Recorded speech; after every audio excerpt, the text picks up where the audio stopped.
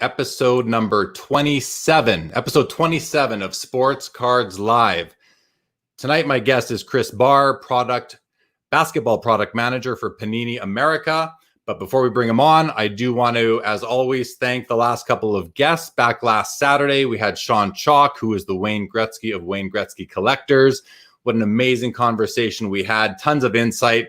He shared some amazing experiences that he's had with Wayne Gretzky himself. Be sure to check that video out. It lives on the YouTube channel, Sports Cards Live. I ask you go have a listen if you haven't seen it yet. Also want to thank Adam, the Real 27 guy, who was my guest last Wednesday for episode 26. And boy, we went for 2 hours and 25 minutes, which is unbelievable. I know it's a long time, but we covered so much and it was such an interesting conversation. So if you guys have the time or the wherewithal, please go check out that video as well. It also lives on the YouTube channel. If you are new to Sports Cards Live, I thank you for watching. I thank tonight's guest, Chris Barr, for bringing additional viewers to the channel. And I would ask if you wouldn't mind considering it to please go and subscribe to the channel. Greatly appreciate that. Coming up on Wednesday will be Grant Sandground. Grant is the Director of Product Development at Upper Deck. And then on July the 22nd, episode number 30 of Sports Cards Live, my guest will be none other than the most iconic name in the history of this hobby, Dr. James Beckett.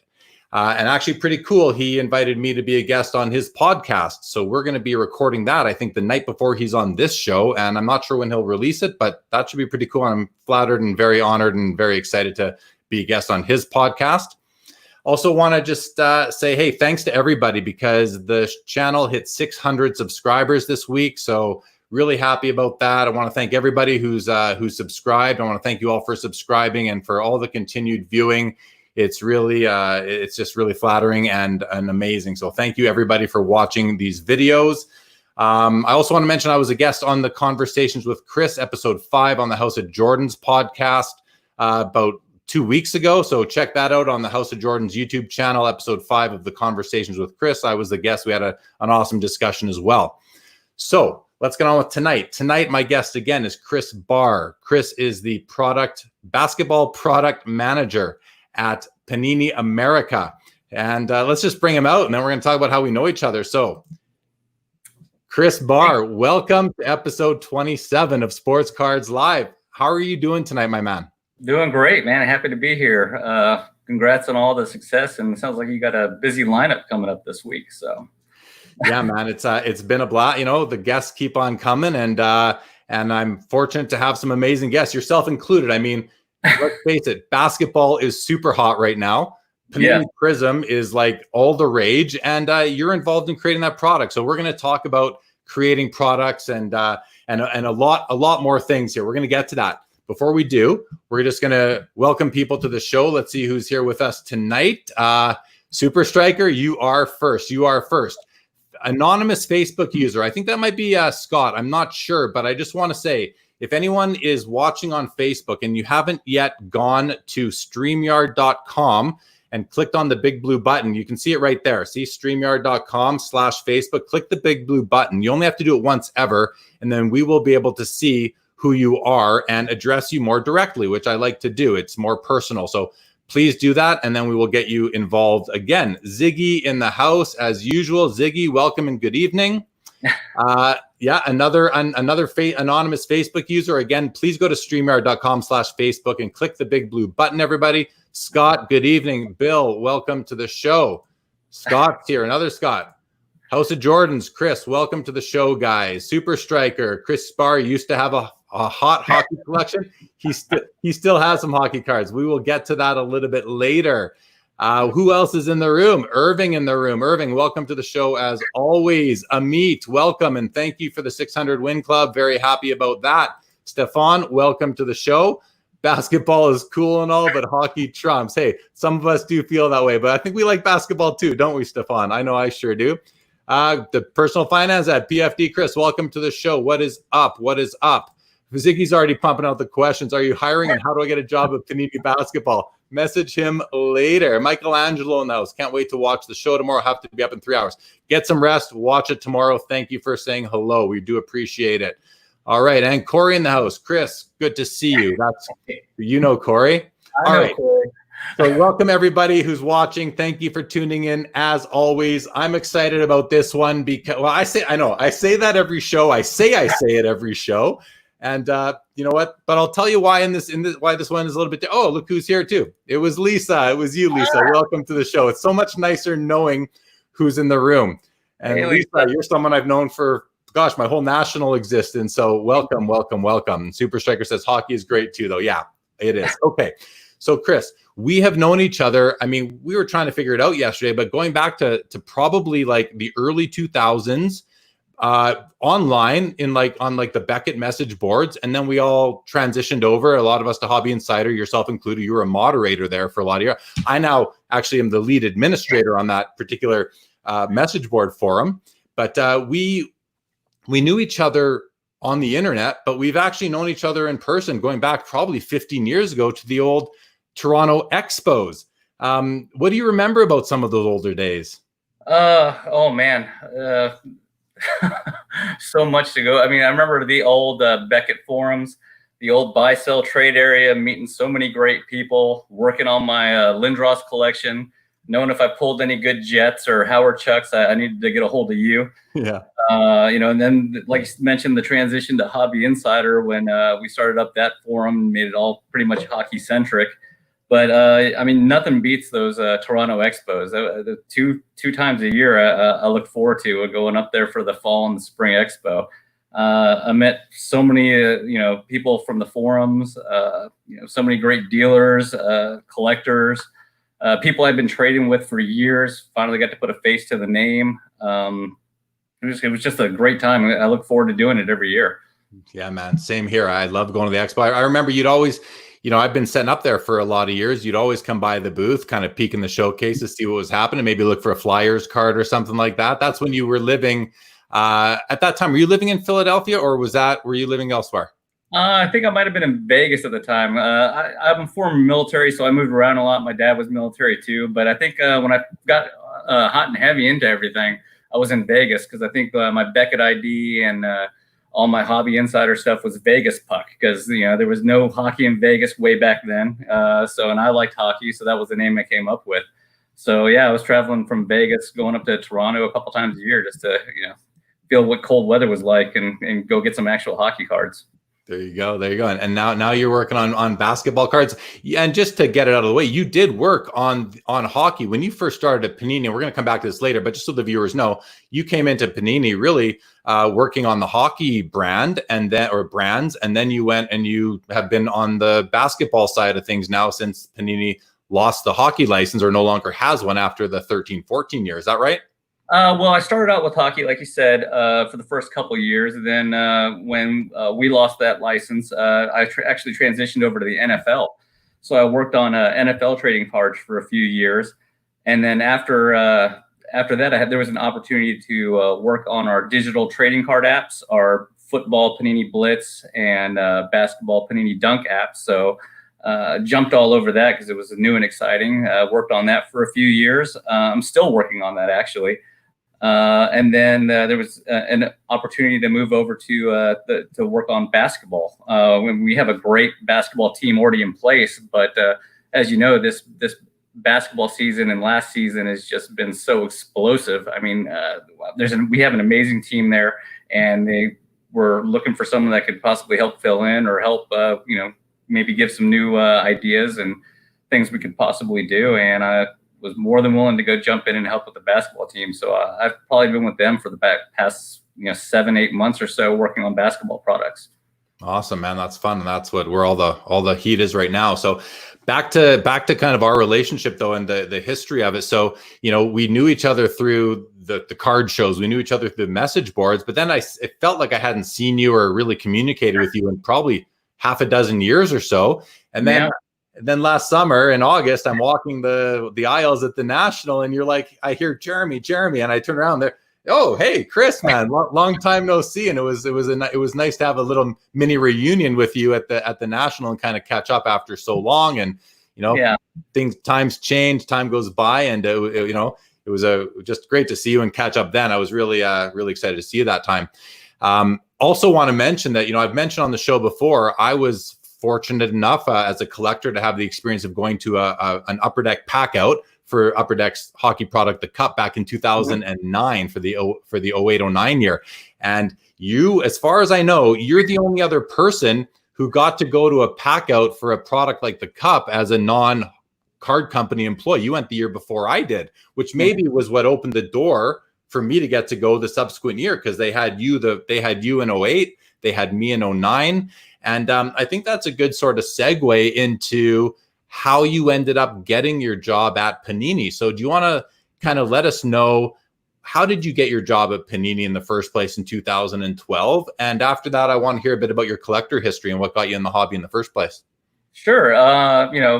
Like you said, I was big on the hobby forums, big time collector. Was in the initial Diamond Club that Upper Deck had for their exclusive collectors. Through all that, I met Carvin. I'm sure all your guys know. And Carvin's a great guy. We used to talk on the phone all the time. We come up with ideas for sets, and this was back when he was at Upper Deck. And I happened to be living in San Antonio at the time, and their pack out was here in Dallas. And he asked if I wanted to come up and help them, pack out the products. And getting to see behind the curtain, and for their highest end brand, I jumped all over that. Didn't realize how much work it was going to actually be. It's probably the reason I didn't go that second year and you went instead. Thank you. It was definitely an eye-opening experience. And I was pretty close to Carvin.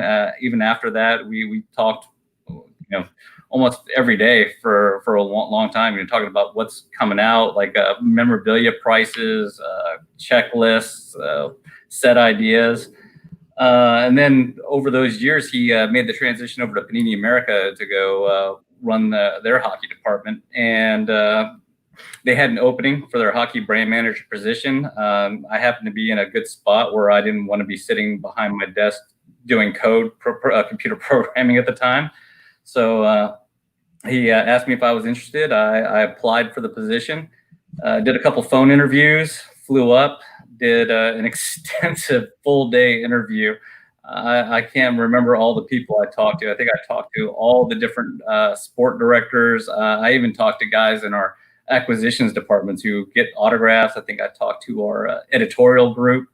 I think they all just wanted to make sure that I was qualified to do it. And I wasn't just a friend of Carvin who was going to come in there to wing it. So I guess I must have done something right, because they offered me the position, and it's been great ever since. Yeah, man. I mean, obviously, and Carvin's no longer there, and so he brought you in, but he exited before you did, and you're still there. So, hey, obviously you're doing something. Obviously you're doing a good job there and building these sets out. So congratulations on that. So I also want to point out for everybody watching right now, Chris does collect cards. He's been a card collector his whole life, but he's also, you're a bit into sneakers. I from following you on Instagram, I see when you have your sneaker of the day post, and you're either you got shut out and you didn't get the new release, or you got it. So I just want to point out to all the viewers who are regular watchers of Sports Cards Live. And again, I'll just take a second right now and say, if you're new to the show, thank you for tuning in. Chris, thank you for bringing additional viewers and for promoting the show on your social today. I appreciate that. If you are new, please do consider subscribing. But if you've seen the show over and over again, you've maybe sort of noticed I don't have that much going on behind me in the background, just a bunch of collectibles. But tonight I did bring out something special. I brought out what are my only collectible, I consider my only collectible pair of sneakers. And these are a pair of Kobe's that I bought in March when I was in California on vacation. And they're the only pair of shoes I've ever purchased with the intention of not to wear. But it was shortly after he passed away. And I thought they were awesome, being so bright and yellow. So I put them out in honor of Chris being on the show tonight, and with a bit of a toast to basketball and Kobe as well. Okay, so you've taken us through how you got the job at Panini. And I think you even touched a bit on sort of your history as a collector. I mean, I know, people who know that you've collected certain Philadelphia Flyers players pretty hardcore over the years. Do you still feel like you're a collector the way you were back then, without getting into too much that we're going to discuss later? Yeah, I mean, I definitely still collect. I still, I'm a I'm a card lover to begin with. So I mean, ever since I was a kid, going to the card shop with my dad, opening those first packs back in the mid '80s. Trading all my Gretzky's for all the Ron Hextall cards I could find, which wasn't maybe the smartest thing to do at the time, but I didn't care. I was all about the Flyers. Going through the whole Eric Lindros craze when he was drafted. So I went hardcore. That was my passion. That was my love. I was just trading cards or, trying to get as many Flyers or Lindros cards as I could. And and that's going back 30 years now when Eric Lindros was drafted. Yeah. I mean, that's right. I guess I'm showing my age now, but yeah, this is before the internet and before that thing called eBay, where if I wanted a card of Lindros or Hextall, I had to go through the Sports Collectors Digest or the Beckett and actually call up a shop that had an ad in their magazine, or I'd have to write a letter and then do a mail order for the card, because you couldn't just click a button online and get it shipped to you. Sounds so archaic compared to the systems we have in place now, for sure. So it's interesting for the viewers who maybe don't know you that, the guy who is one of the basketball product managers at Panini America is a card guy. And I think it's important because in knowing Carvin, knowing yourself, it's apparent to me that you guys have, when you're designing sets, when you're building out sets, planning them, you're looking at it through the lens of the collector, along with through the lens of someone working for the card company. You're trying to balance it. You're almost there, looking out for the collector, which I think is really important and awesome. A couple more comments that have come through. We're just going to get to these. Amish Dave Archer says, always great to still have folks around in the hobby from the old Beckett buy, sell, trade days, the Beckett message boards days, for sure. Michelangelo says, what branch of service? My dad was in the Army and my brother is in the Air Force. Which branch were you a part of? Me and my father were both Air Force. Both Air Force. There you go, Michelangelo. Billy says, the Vegas Puck website used to be ridiculous when the rest of us had plain text Beckett trading pages. Chris's web presence was ahead of its time. Shout out to you there, Chris. Super Striker says, Jeremy should talk about what that cup packaging was like. On another episode, I will for sure. Weren't you in Cali, LA represent? I don't know if you were, Chris. And which sport, PLJ says, which sport allows for the most creativity when creating sets? That's an interesting one. You want to just sort of knock that one out quickly, Chris? Well, I think pretty much every sport allows a full range of creativity. So, you have different challenges for different sports, types of memorabilia you have, the types of photography or which athletes you have. But, you might be limited to a little 2x3 piece of cardboard, but what the imagination that goes into building that card is pretty much endless. They can almost do anything you can think of. So. Yeah, I've always found it pretty amazing that, you're dealing with, it's like 8 1/4 square inches of real estate, and the variations, the different looks that a card can take. It's like infinite on such a small piece of real estate, really. It's pretty amazing. Georgetown Vintage wants to say thank you for your service, as does Super Striker. Ziggy wants to know if he can ask a question. No, Ziggy, not yet. I'll let you know when. No, I'm just kidding, Ziggy. Ask a question whenever you want. If it's on point, I will bring it up for sure. Personal Finance says, we're an Air Force family as well. Thanks for your service. Ziggy says, really love Panini Basketball. Would you consider working on a program to allow for photo and monitor NTRPAs? Jeremy did a project for hockey with NT prices. I think it would be great to do. So he's asking about archiving the images, Chris. Can you speak to that?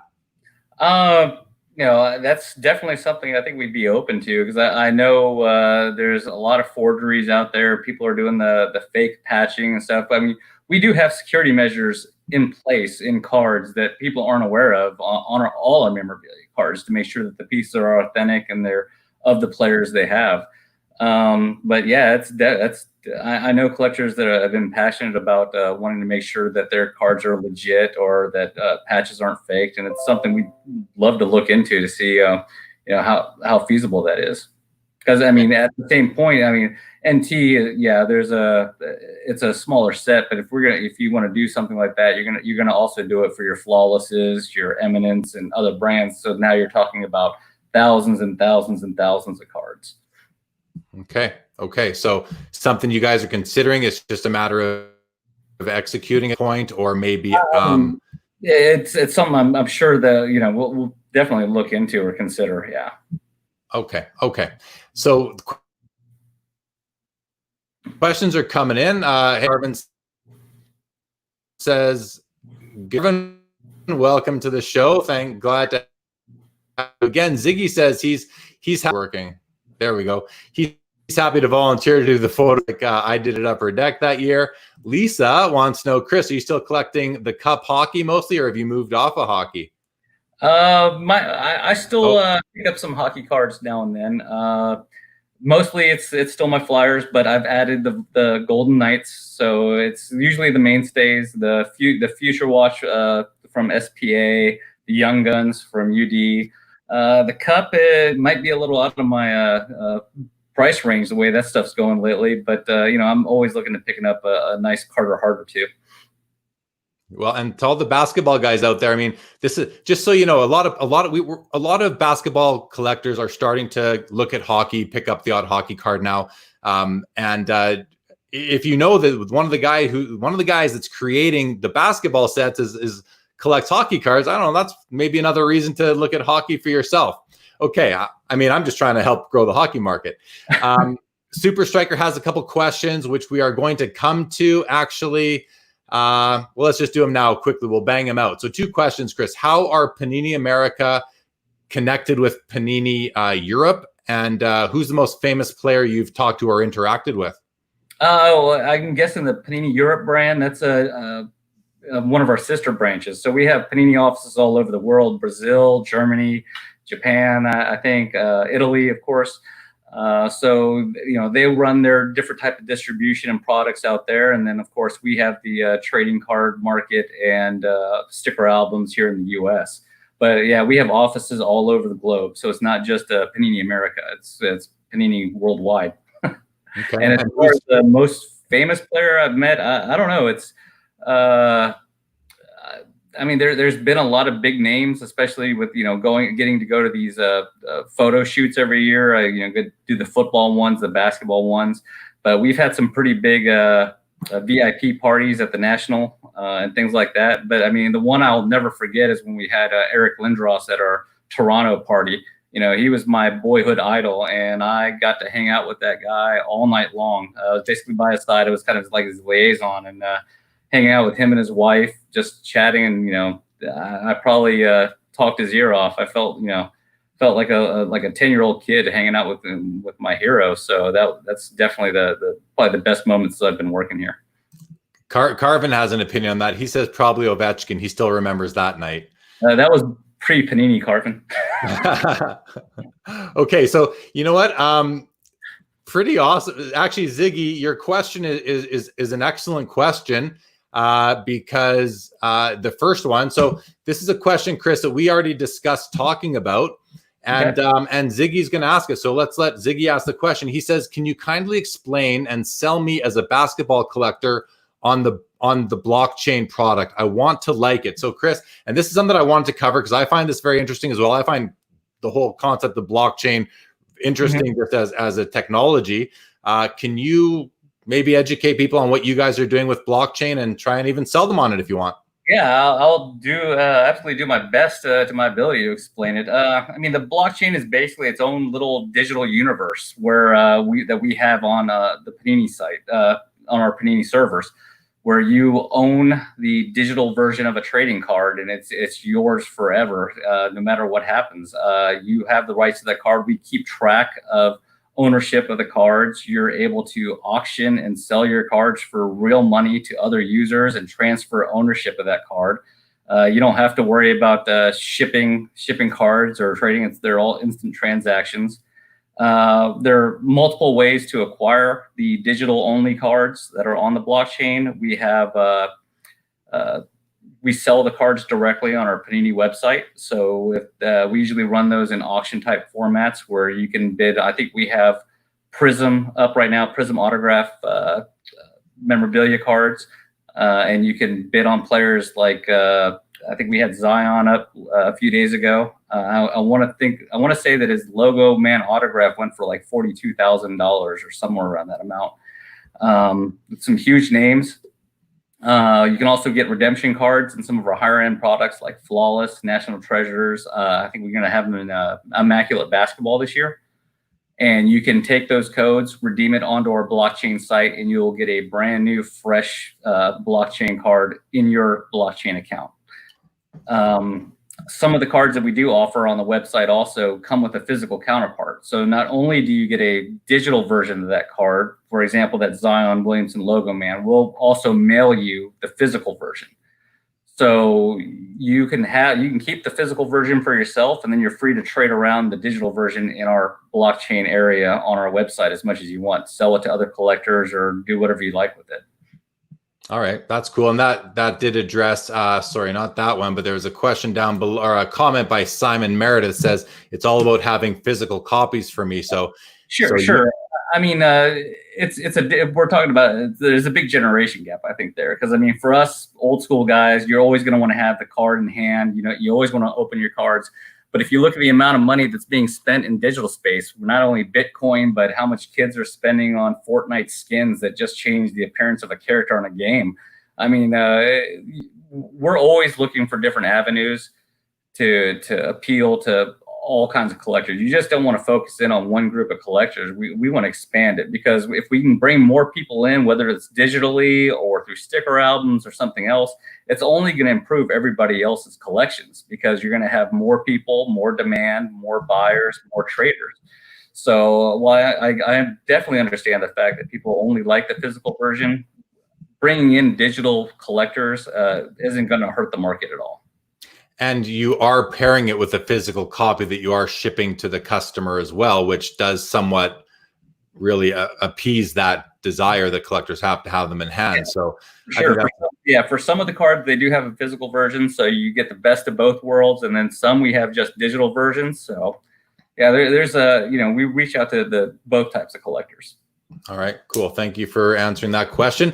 I'm going to whip through a couple more questions here, Chris. We will whip through a few more, and then we're going to kind of get back to the agenda for the evening, because I do want you to speak about what your job is. What goes into being a brand manager? What goes into designing a set of cards, and what sort of decisions and processes do you guys go through as a company? But before that, Steven has a question here. Are any players signed with Panini for the next draft? NBA draft? I'm assuming. I'm assuming it's NBA draft. I'll just say that we've got pretty much all the big name players we need to have. That we should be good. So next year is going to be just as exciting as this year. Okay, awesome. And I mean, Ziggy's filled with great questions, and this next one, Chris, it's another good one, and it would have come up a little bit later, I think, but let's address it now because it's interesting. He asks, how will Panini manage basketball products this year with the draft in October? Will all NBA products be delayed until players are on teams? How are you managing autos in the COVID era? Is this something that you can speak to tonight?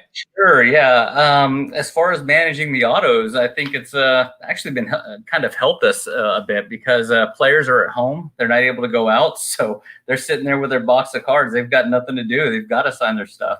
We've seen a steady flow of cards coming in for a bunch of our products. When we're seeing higher levels for live autographs in products.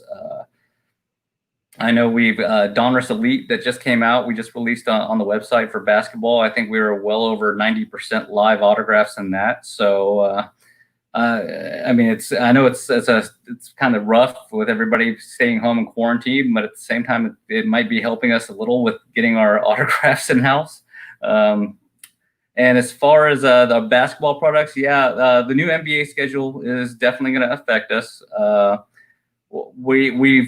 We're probably going to do some juggling, maybe, because we want to make sure that we're featuring the new rookie class on their new teams when we release hoops at the start of the next card season. So we're still up in the air whether we're even going to have a rookie photo shoot this year. We may have to do something different. We'll just address that when we find out what the actual plan is going to be. But basketball collectors shouldn't sweat it. We've got a few huge surprises coming up for the end of the year, end of the card year. We're gonna have more opportunities for you guys to chase after Zion, Ja, and this insane rookie class right now. So we're going to have a couple of new brands and a couple of other brands that are going to be released across multiple different ways, retail wide, hobby exclusive, online exclusive. So you guys are kind of being as proactive as you can, being as reactive. Unfortunately, it's funny. We're in an era, I think we're all in an era right now where you're being as proactive as you can be based on this new normal, if that we're all calling it. But all you can do is react as things come up. You can only plan for so many uncertainties until you just have to wait and see what comes down from the government and other areas, and then you can actually make your decisions on how you're moving forward. So I think I think all businesses are sort of struggling with that, how we are strategizing for the next 6 to 12 months, but it's certainly very interesting for the card companies with sports being delayed. No doubt. Ziggy, thank you for your questions, and you're on break now for 30 minutes. Okay, buddy. No problem. Okay, man. Lots of questions still coming in here, but we're going to hold off on any more for now, Chris, because I want to know about what it's like at Panini working there. Number one, in terms of like, what's the culture there like? Just when you go into work, are there a bunch of sports fans working together, having a great time, making cards? Is it stressful? Are the deadlines stressful to get cards out? All that, and then let's hear about what really goes into a day of work, and I'll kind of give you a bit more direction on that. I mean, as far as the work environment, our product development team is pretty much all big time collectors. They've been involved in the hobby in some form or another, for their careers, whether they came from Beckett, from the old Donruss days, or Fleer. We've got some of the most knowledgeable people in the hobby working with us. I know the basketball team I work with, they've been working on basketball ever since I started there. David Porter's leading our group.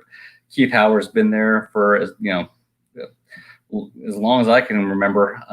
Lucas is our other brand manager for basketball, and he came over from our editorial department. Guy is a whip when it comes to basketball knowledge.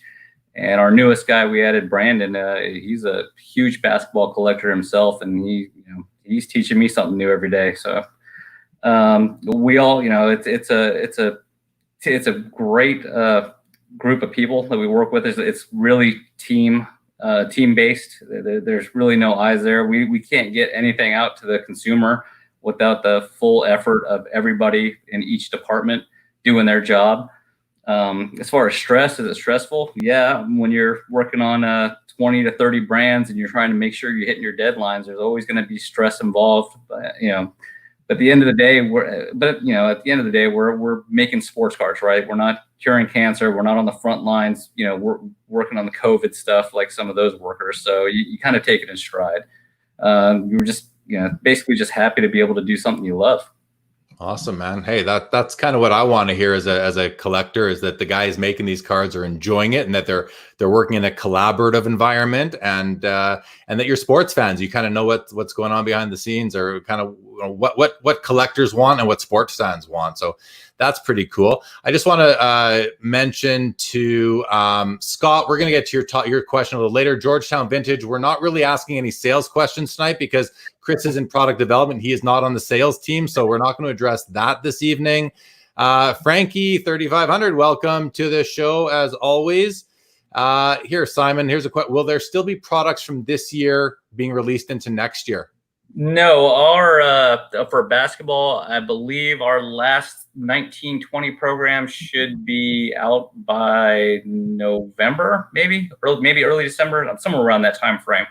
And then we'll actually have a few 2021 products that will be out at the very end of the year. So yeah, okay. It's gonna be a fun schedule of events coming up. Okay, Steve wants to know, is Panini going to have instant cards covering the restart games? And I just want to mention, I'm seeing some names here I haven't seen before, so I want to welcome you guys. I want to welcome you guys to the show. I want to thank Chris and Panini for bringing more viewers to this channel, Sports Cards Live. And I ask you guys, if you'll consider, please do go to the channel, subscribe to, if you haven't yet, consider subscribing to this. I'd appreciate it. Like the video and all that sort of thing to help it out. And we'll continue getting through some more questions here. And then we are going to get back to talking about a day in the life and really what goes into designing a set. But we're getting a lot of action here, so let's keep on running through it. Irving, I don't know what that means, so I just can't ask it. Amit says, has Panini released more product insert variation than in past years? I seem to see a lot more, but that could be because even my mom is busting Walmart. We're going to get to that later. I didn't know what it was at first, but we are definitely going to get to that one a little bit later. Okay, so Chris, let's talk about building out a set. So we chatted quite extensively over the last couple of days, and you explained it to me, and I had a couple of kind of sound bites that I picked out. So things that I'm just going to put out there just to tweak your memory. And then if you could take us through, like you did with me, what goes into building out a set. So things like allocating the memorabilia, budgeting the autographs, the engineering process.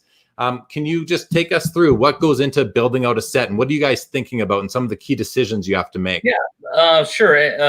Most projects that we work on, we're working about anywhere from 6 to 8 months out in advance. Some of the stuff I'm working on now won't be released until probably March or April of next year. So, and then of course we're continually working on the different product lifecycle of programs throughout that range. Typically, when we're creating a brand, we just start off with a whiteboard brainstorming session. Now, it may be a brand that we've done in previous years, like say Prism, for example. So we'll examine, what worked, what didn't work, what should we change? Does it need changing? Do we need new content? Do we need to look at different areas?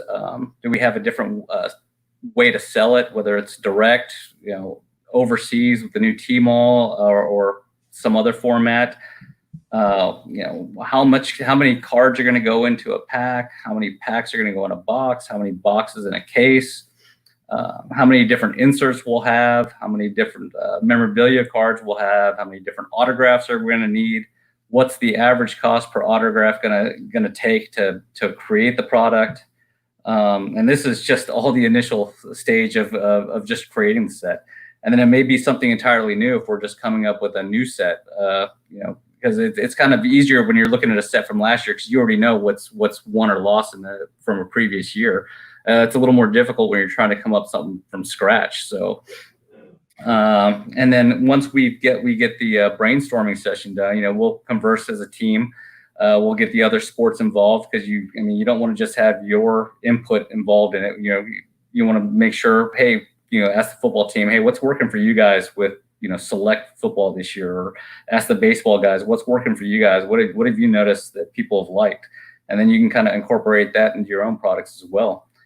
And then once we get the brainstorming session done, then we'll start considering what kind of card designs we want to look at on the card. Should it be a horizontal photo? Does it need to be a special game photo? Does it need to be what size swatch do we want to have it on the cards? And we'll hand that over to our design team. And then our design team will take all our specs, what kind of, is it clear acetate? Is it a hollow board? Is it optichrome, or whatever it is? How many colors do we want? How much foil do we want? And they'll come up with some pretty spectacular designs for us. We'll sit down with them. We'll review the designs. We'll see if we have any changes to make, or, for the most part, they knock it out of the park. But, we want to make sure we're all on the same page with that. So then after we've got the designs ironed out, then we actually have to go and engineer the program, because just because it looks good on paper doesn't mean it's actually going to print that well. So we have a fantastic production team that kind of keeps us in check and lets us know what we can or can't do on cards. If maybe we're using too much foil, or maybe there's a better way to use the foil, or they might know that we're trying to achieve a certain look to the card, but there's a better way to do it. So we'll kind of go through a whole engineering process with that, and make sure that we're making the cards look the best they can. And then we still haven't even gotten to the checklist yet. So once we get past all that engineering phase, then we can start looking at checklists, autograph content, memorabilia checklists, and things like that. Our photo and editorial departments, they'll start, once they've received the checklist, they'll start working on pulling photos, doing the fancy copy on the back of the cards. What's Zion's favorite pregame meal, things like that. Something unique for the collectors to read on the back of the cards. Then once the photos are pulled, that'll go through a whole entire color processing check, make sure that the color's corrected, so it's going to look good on cardboard, because a lot of the times the photography we get are, they're taken in arenas or at, outdoor event venues, and it may not translate well to cardboard. So we've got an entire pre-press section that takes every one of those photos, and they have to crop it the right way. They may have to outline a player because, when we get photos from our vendors, we don't, you don't get just the player itself. You get a full background. So there may be things we have to take out of the backgrounds. There may be, maybe we want to take out the entire background. So if you're looking at a 300 card set like Prism, all 300 photos for just the base set have to go through that entire process. So then once the color corrections are done and pre-press is done, they hand it over to our assembly team. They'll plop the photo inside the card designs. Then every team looks at it and gets to review the cards, make sure it's what we're wanting. Look at the fronts, look at the backs, proof it. Then they'll send it over to the printers. And then once it hits the printers, we get the fun job of figuring out how are we going to collate all these cards we just built. So we got to make sure that the parallels are dropping at the right rate, that the autos are dropping at the right rate, that all our collectors are getting the value that they should when they're buying a box.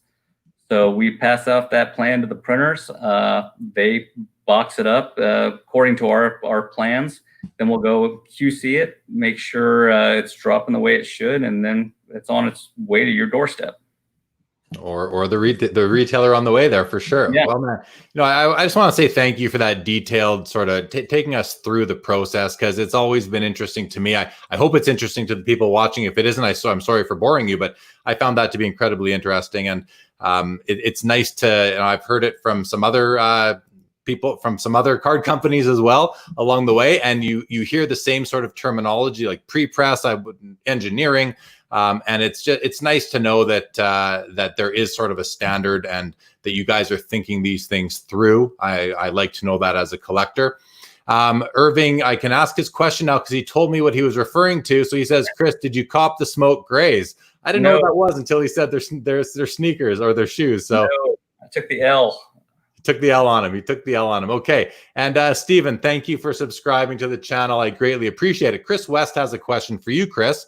Any particular idea for a card you really wanted to create that never ended up being done? Any great ideas that got shut down along the way? There's been a lot. I mean, I guess that first year when I joined Panini, you come in and you're bright-eyed, and I'm going to change the hobby kind of thing. I'm going to do all these things I've thought of, and you just can't. You realize there's so many things you realize when you're working with the company, because you're working not with just our internal departments, but you've got there's legal rights, who you can put on cards, what are you able to do with it.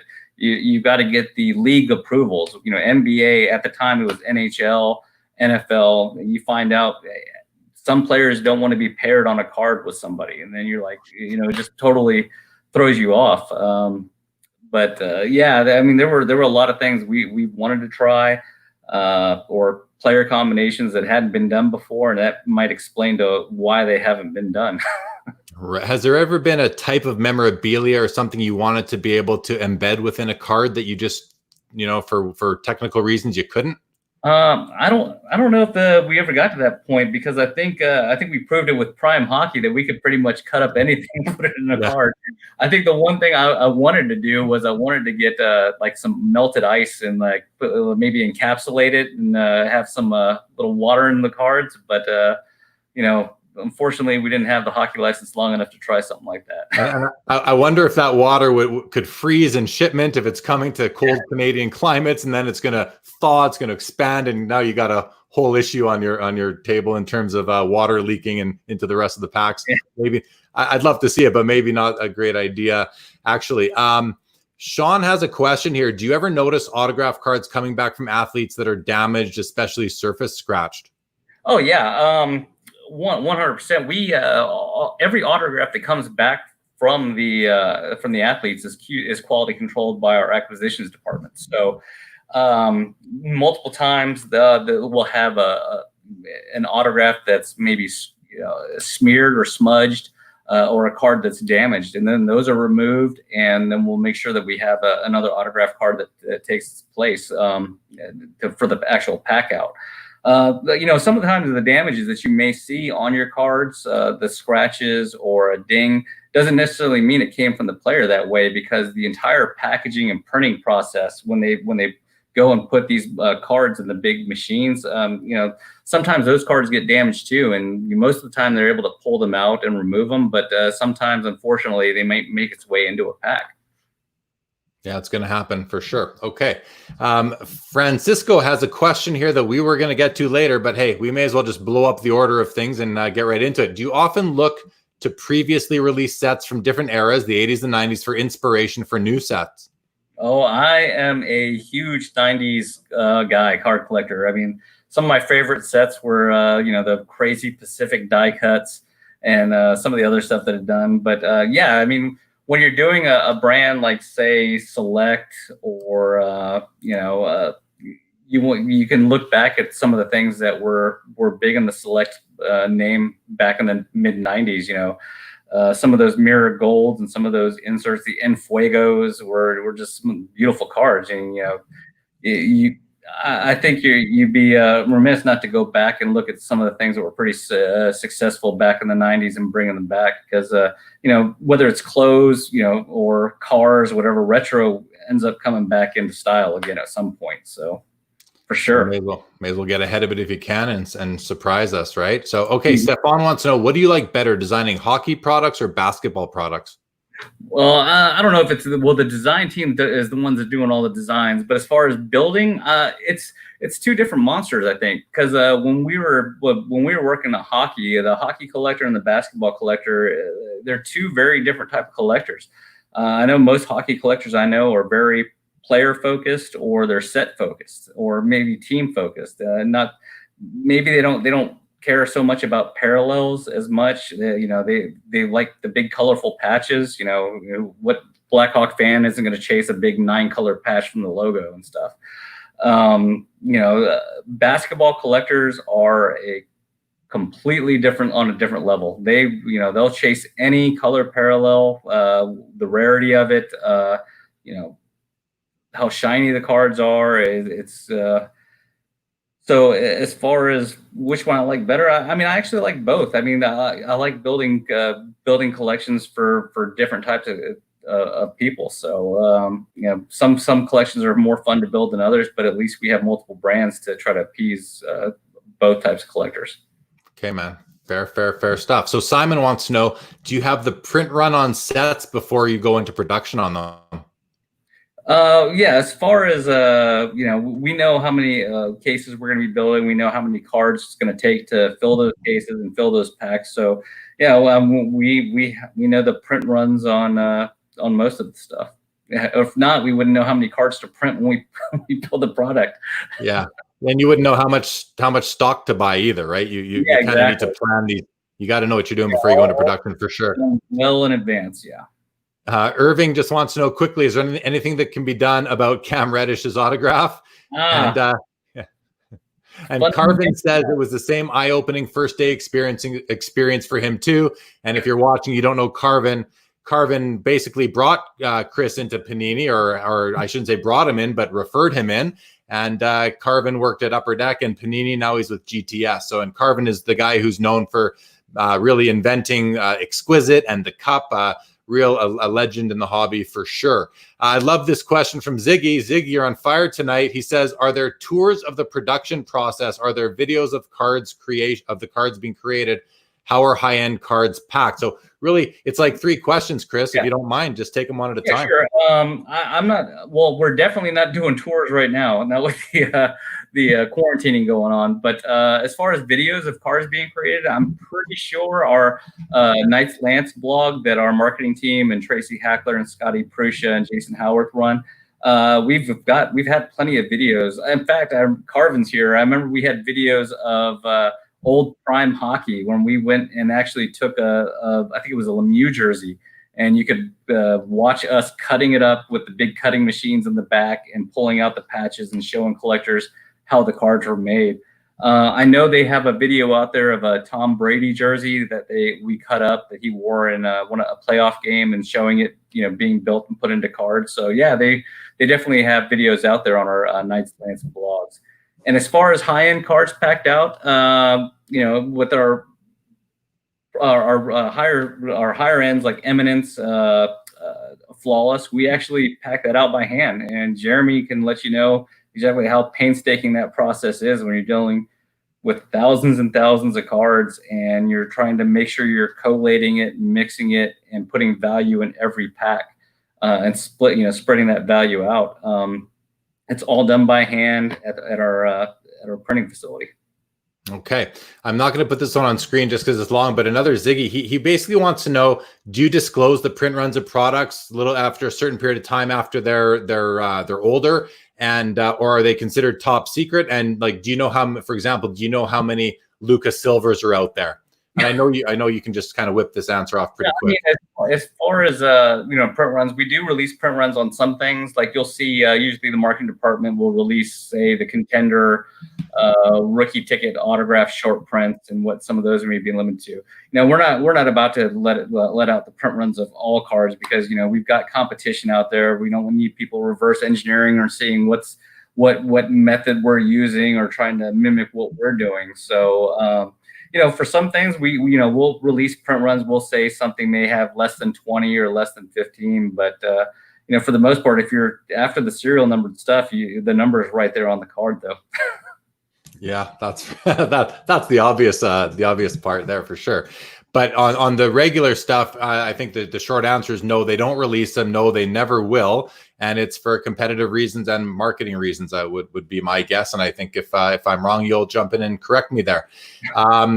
Okay, Ziggy, another question. Are you guys looking at the Topps 2020 artist crossover, considering anything similar for basketball? Pretty pleased. He would love to see it. I will echo that. I'd love to see something like that too for basketball. Yeah, the Project 2020 thing, I've kind of looked at them, noticed that from afar. It's interesting. I don't know if it's something we may try, we may not try. It's kind of a sensitive issue too, because if you see somebody who's creating something like that, and then immediately we jump on that boat and we create a Project 2021 Panini something, then you may lose, you may get some flack for that, or the trolls may come out, look what they're doing, trying to copy them, kind of thing. It's unique what they did. It's something that maybe we could do an offering like that. Maybe we do something different in a pack format. Maybe it's not an online direct. Who knows? But we're always watching what's hot in the marketplace at the time, and what's catching the eyes of collectors, because for sure you want to make sure that you're building something that they like too. Yeah, I'm just going to put this up. Cardboard Max says, how many cards do you print? Well, that's kind of that's an impossible question to answer, but I just wanted to put it up there for a little chuckle, because I mean, I don't think anybody knows the answer to that one. But I do want to bring up Scott's question here. He said, well, it's not a question, it's a comment. He says, love me some parallels, because this is something that came up earlier. I think Amit brought up this topic, and we have this plan to talk about. So I think we're at the point now where we can do this. Okay. And so, yeah, I mean, I'll ask the question: why so many parallels? Well, I think there's multiple reasons why. Let's just take for example, a program like Prism or Donruss Optic. We sell to multiple marketplaces for that. It's not just hobby. It's not just Walmart. It's not just Target or Meijer or wherever. We sell it in multiple formats too. You have blasters, you have megas, you have hangers, you have gravity feed packs, right? So when you're working on a program like Prism, you want to make sure whichever pack you're buying, whether it's a blaster or it's a mega or it's at your hobby shop, you're going to find something unique in that pack. I mean, if it was all the same, it might be sitting on the shelves longer, right? So if you can put some compelling and some unique content in each one of those formats, well, then you're more likely to buy it. If you can only find the red cracked ice version of the Prism card in a Walmart mega, then yeah, people are going to be chasing those mega boxes. So and plus, I mean, when you're opening a box like Prism, I think what makes makes it so fun is the number of parallels and how many different colors and how shiny and how reflective some of the cards are. If believe me, I was with Panini when we first released Prism Hockey. I think we had 2 parallels, maybe the silver and the gold. And when you're opening that 5th box or 6th box, it tends to get a little boring. So when you're opening a box of Prism or Donruss Optic, you never know what's going to come, what color is going to come in that next box. So is it going to be a green sparkle? Is it going to be a purple wave? Is it going to be a blue cracked ice? I think it just makes the cards more attractive, and of course, it adds to the chase because there's so many people out there collecting the rainbow. They're trying to get as many different versions of the card as possible. So yeah, I think it makes it more fun for the hobby in general. Man, great answer. Lots of answers within that whole diatribe there. So I appreciate that. I think it's great. And I'm just going to skip down here. So Stefan says, I think parallels are a great thing. I wish the hockey market would welcome them. Parallels just add more value, in my opinion. And I agree with that. I'm not the guy who chases every parallel of every card for the player that I collect, but I like certain ones. I like certain nice parallels for sure. And I think some parallels are more important than others, and those are the ones that I tend to like. But and for in the hockey world, Stefan, I mean, O-Pee-Chee Platinum, that's where you find quite a few of those. So we do have them somewhat for hockey, and but I think it's kind of on another level as far as basketball goes. But basketball is also a much bigger market. And speaking about basketball being a bigger market, ties into a meats question here, which is, and I don't know that you can comment on this, Chris, because you're not in sales, but can you comment about country-specific allocations of product? Us Canadians love us some Prism too. Well, I think our sales department and marketing department do a great job of trying to expand our global reach for collectors. We realize that there is a whole nother collector base outside just North America. Australia is getting huge right now. I know there's a number of collector groups out there. Of course, the Asian market's been big for basketball as far as I can remember, back when Jeremy Lin just blew up the NBA, and then you had Yao Ming before that. So we're definitely looking to expose the basketball brands to them and bring them the cards that they're chasing. So I know with Court Kings, we just released an Australian exclusive blaster to them with their own exclusive content. I believe we have a deal in place with Tmall where we're releasing products directly to their store in Asia. So they're having some Asian specific parallels and such. But as far as the market goes, I mean, as far as the game keeps expanding globally and the collectors keep, the collector groups grow, I'm sure we'll look at other ways to move or make exclusive content for, say, Canada or Germany or Brazil. And we've also got a World Cup coming, so that's going to be huge too. For sure. And okay, so great segue there, because Super Striker says, I know you work in basketball, but I'm a huge soccer kid. Have you ever been involved with Panini soccer stuff, or have any cool stories with players that are creating of soccer cards? And just so everybody knows, we were planning to talk about soccer, so we may as well just bang it out right now. Chris, you want to talk about Panini and soccer and kind of the strategy for Panini? I mean, I'll talk to it to the best of my ability. I mean, as far as my personal involvement with soccer, it's only maybe our digital trading card app. We have a Panini FIFA World Cup trading card app. But we did pick up the cards from our physical Prism brand. No, we have some great guys working on our soccer cards. Matt Davis, Ake, Brett Whiteley's just been added to them. He was a former basketball guy who's now working on soccer. And I think you can see some of the newer soccer cards we just released. I think Chronicles, the product is going insane right now. In fact, I mean, the whole sports card market is getting a little ridiculous right now, but I just saw some values of some of the soccer cards that came out of that Chronicles. And I believe Mason Greenwood cards are just on fire. So I personally haven't met any soccer players myself. I'd like to meet Christian Pulisic because he's from Hershey, where my dad's from. So. Okay. All right, man. Awesome. So back to the whole parallel thing. Scott says, I really love seeing them all side by side. Shiny and colors rule. Shiny and color rules. Yeah, man, I'm with you on that. I love my shinies as well. Still on the top, we're going to talk back about Prism basketball for a second. Ziggy says, I love it. In my opinion, it's an iconic set for Panini. It defined the Rainbow Chaser and retail raiders of today. Can you tell us a little about the history of Prism? Rumor was it almost failed. I don't know if it almost failed. I know there are people that weren't as high on Prism as our product development team is. Whether it's externally, internally, whatever.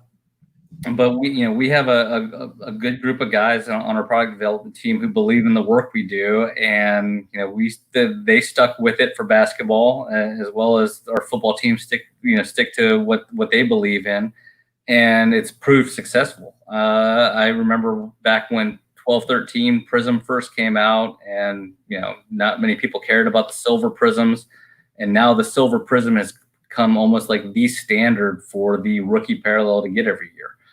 So sometimes as far as being on the brand, the product development side, if you believe in something strong enough, luckily we have some great bosses that support our decisions. Then when we believe in something, you just have to wait it out, and hopefully it does catch on. And Prism's proved that if you stick to it and you believe in it, the product, and keep doing it consistently and improving, that it does work.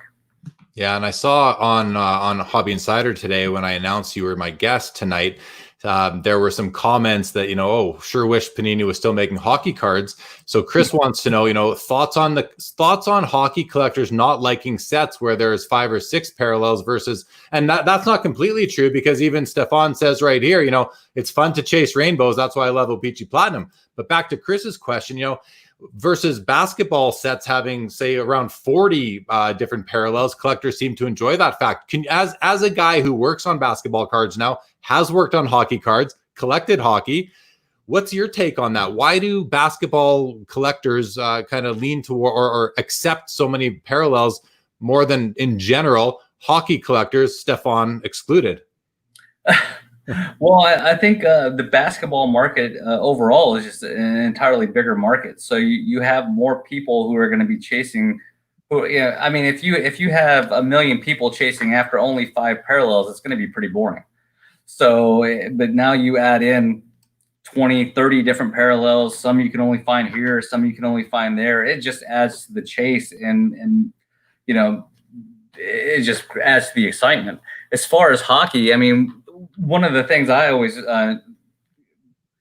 remember from working on hockey is, you had pretty much all the Canadians loved hockey, and then a little bit of the top of North America liked hockey. So the market wasn't as big. So, if you're going to do 10 parallels, well, now if you're doing 10 to 20 parallels, well, now you're upsetting a smaller market of people who may not want to chase 20 parallels. But if it's just a completely different crowd for it. You can try doing different brands. And that's why, as a collector, you have the right to collect what you want. You don't have to buy every brand. You can chase what you like, and I always enjoyed that as a collector. So if something has a lot of parallels that you're not a fan of, there's going to be another brand coming out that's probably going to cater to what you like more around the corner. So when we build brands ourselves, we're not looking to sell to one type of collector. We're looking at brands throughout the year to reach out to the retail collector, the hobby collector, the high-end collector, the low-end collector. We're trying to get everybody involved. I wonder if sometimes the more hobby collectors, the guys that are watching this show tonight, the guys that are on message boards, the guys that are on eBay or ComC in your LCS, like on a daily basis, even an hourly basis sometimes, I wonder if sometimes we collectively think that the hobby is smaller than it actually is. And that's why you guys who are actually selling product, you're aware of the market, where the sell-throughs are happening. And maybe I think it actually, what you just said makes me think that that what I thought of the hobby maybe wasn't as I thought it was maybe a bit smaller than it is. So I appreciate kind of getting me up to speed on that. Steve Angel just wants to say hello, Chris. Nice to see you pop up again. Sean Robb says, do die cuts pose any challenges to the pack out process? Example, Prism die cut helmets. Yeah.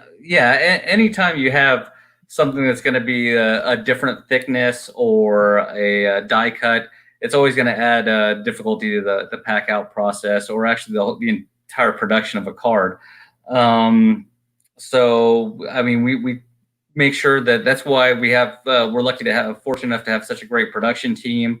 The printers we work with have been doing it for years. They can iron out pretty much anything we try to come up with.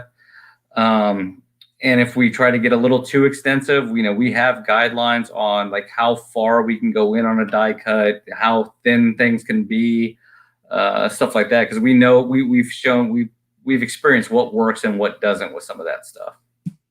Cool, man. Thank you for that answer. So let's take a minute and go back to the year 2013-14.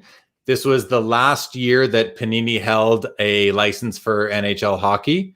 And, in that year, you guys were kind of left, I'd say, almost holding the bag of memorabilia. You had all this stuff, all this inventory ready to take into the future with you. And all of a sudden, the license was gone. Upper Deck got an exclusive.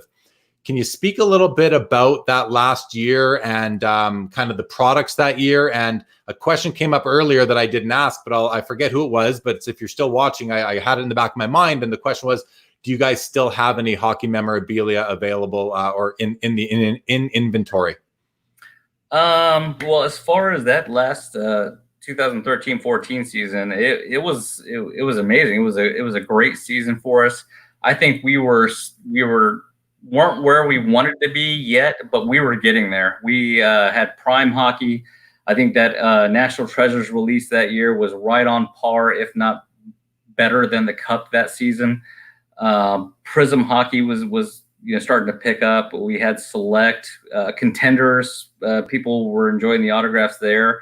I mean, of course, when you're trying to compete with a brand like a company like Upper Deck that had been in the market for 30 years or 20, 30 years at the time, and just a staple in all hockey collectors' minds, it's kind of hard to get in there.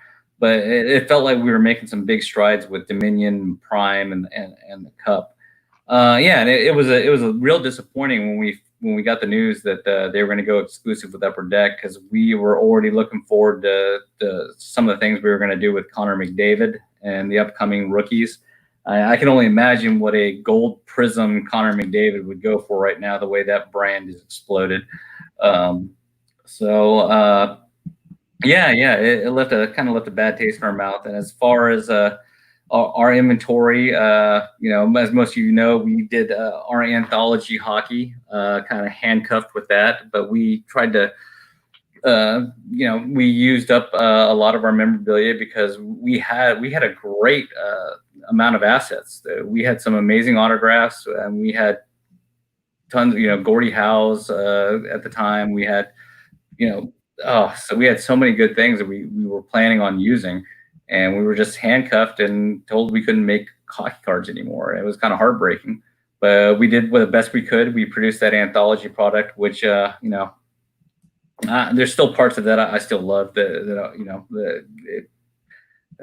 I enjoyed making. As far as hockey inventory, the only hockey inventory we have right now is Capo Caco and Vitaly Krasov, and his prime hockey cards are on the Panini website. So if you want some Caco cards, go get them.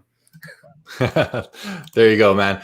And I'll put up your Twitter and Instagram on the bottom on the ticker, as well as Panini, if people want to follow either Chris or Panini on Instagram or Twitter. Just want to put that up there. Okay, so we have Simon in Australia who's tuning in with us tonight, Chris. He says, living in Australia, more retail products would be good, as it's more affordable alternative to hobby boxes due to the conversion rates, etc. So something to share with your sales department, but that ties into Amit's question that was a bit earlier.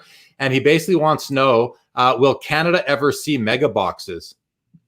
I think that's maybe out of my department. I know I'm not sure who distributes to the Canadian retail stores or not, but I know that as far as when we build our retail products, we look for as many avenues as possible to create exclusive content or different formats.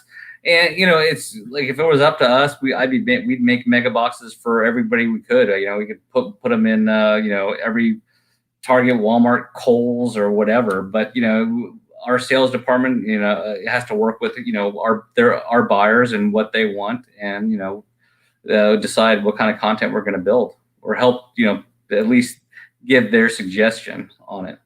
Okay, yeah, and I think I'm gonna maybe skip some more questions that are not related to what you do, just in the interest of time as we go through here. Carvin does want to chime in and say hockey collectors or set collectors, basketball collectors love value and high priced cards. So thank you for that insight, Carvin. What else we got here? Wow, we got lots of. I'm almost like, I don't even know how I can approach. I'm overwhelmed. There's lots of action going on here tonight, Chris. You've brought a lot of people out. So instead, I'll take a second and just ask everyone who's new. First, I'd like to welcome anyone who hasn't watched the show before to Sports Cards Live. This is episode 27. There's 26 other episodes in the library. They live permanently on YouTube. They are long. I got to warn you, these shows are long. Like 2 hours is a short episode for this show. We went 2 hours and 25 minutes just on Wednesday with Adam, the real 27 guy. So I just ask, if you find some that you're interested in, you see some guests that you want to watch, take them on, watch them in bits and bites. You don't have to watch all 2 hours at a time. Watch 15 minutes here, 20 minutes there. YouTube will remember where you left off, so you can go back. And I do ask that if you haven't yet, please do subscribe to the channel. I do greatly appreciate it. Okay. Lots of soccer comments coming through. Gosh, there's. Oh, yeah, I didn't know. Did I bring a crowd with me? I just want to make sure. You brought a lot of questions, Chris. Carvin says hockey collectors are completionists. Yeah, I mean, we know that for sure. Basketball collectors are okay with not having it all. They're okay with chasing 100 white whales. Stefan agrees, although I think hockey is slightly starting to move towards a high value price side. And I will concur with that. That's what I'm seeing. Values are up there. Chris, that's a segue into another topic we were going to talk about, which was like, how much attention do you guys pay to the market and what's going on in these last couple months and in general? And does it factor into, hey, we're about to make the Zion Williamson Panini Prism Silver and all the parallels and the regular base? Like, do you guys realize at production or at the time of release that these cards right out of the pack are going to be worth a lot more than what you're selling them for, or what they would have been if this was just a year or two ago? Well, I don't think we'd be doing our jobs if we weren't paying attention to the market and what's going on and what's hot and what's not. And if we weren't noticing the trend in how popular, say, Prisms become, or what the price of Steph Curry National Treasure rookies or Giannis, gold standard rookies had jumped to. If we were just oblivious to that, we wouldn't be able to make the products we do. It's an interesting question. Whether do we know the values? Well, of course, when we're building a product, we're hopeful. We hope. Hey, I really hope this Zion National Treasures rookie sells for 10, 25,000, and then you see the first one go up for 99,000. It just kind of blows you away. This year has been like none other I've experienced at Panini. We've had some studs. We've in rookie classes, we've had some duds. But, they call it a generational talent for a reason. Zion seems to be like the real deal. The guy's amazing. He's, every time he goes up for a dunk, you're out of your seat. He's just so charismatic, too. He's such a nice guy. I mean, it's hard to, it kind of reminds me of Griffey, Ken Griffey Jr. a bit, when the big craze in the, 89, 90. Because not only was he a fantastic player, but he was just a nice guy in general. And now you've got this beast of a guy, just huge, just monstrous, and he's a nice guy, and he's got that smile, and he's just talented, and it's crazy. No doubt, for sure. Carvin, he says, hey, be careful what you wish for in hockey. If prices go up, you might not be able to buy as much. It's a big hidden secret. I mean, he's right, but you know what? That secret is getting out. It's getting out a lot. I know a lot, as I said earlier, I know lots of basketball collectors that are now looking to hockey. And even since I've started this show, and I've kind of become a part of the basketball community on Instagram in particular. And I've got basketball guys on Instagram messaging me pretty much daily at this point, asking me for my advice on hockey. I liked hockey 20 years ago. I'm just getting back into it. Who should I collect? What brands should I buy? And I'm finding I've become quite the consultant lately to basketball collectors about hockey. So it's already happening. It really is. And we're seeing it in a lot of the prices that are going up. We have an anonymous Facebook user says, great show, guys. I'd really love to know who you were. So in order for me to do that, on the ticker right now. Don't be an anonymous Facebook user. Go to StreamYard.com/Facebook, click the big blue button. You only have to do it once ever, and then Chris and I can address you in a much more personal manner, which is the preference. So please go and do that. Ziggy says, can you talk to the decision to expand Prism in 2017? First with the first off the line, and then the fast break Prism seemed bold. Later you added choice in 2018. Is there more expansion in the future?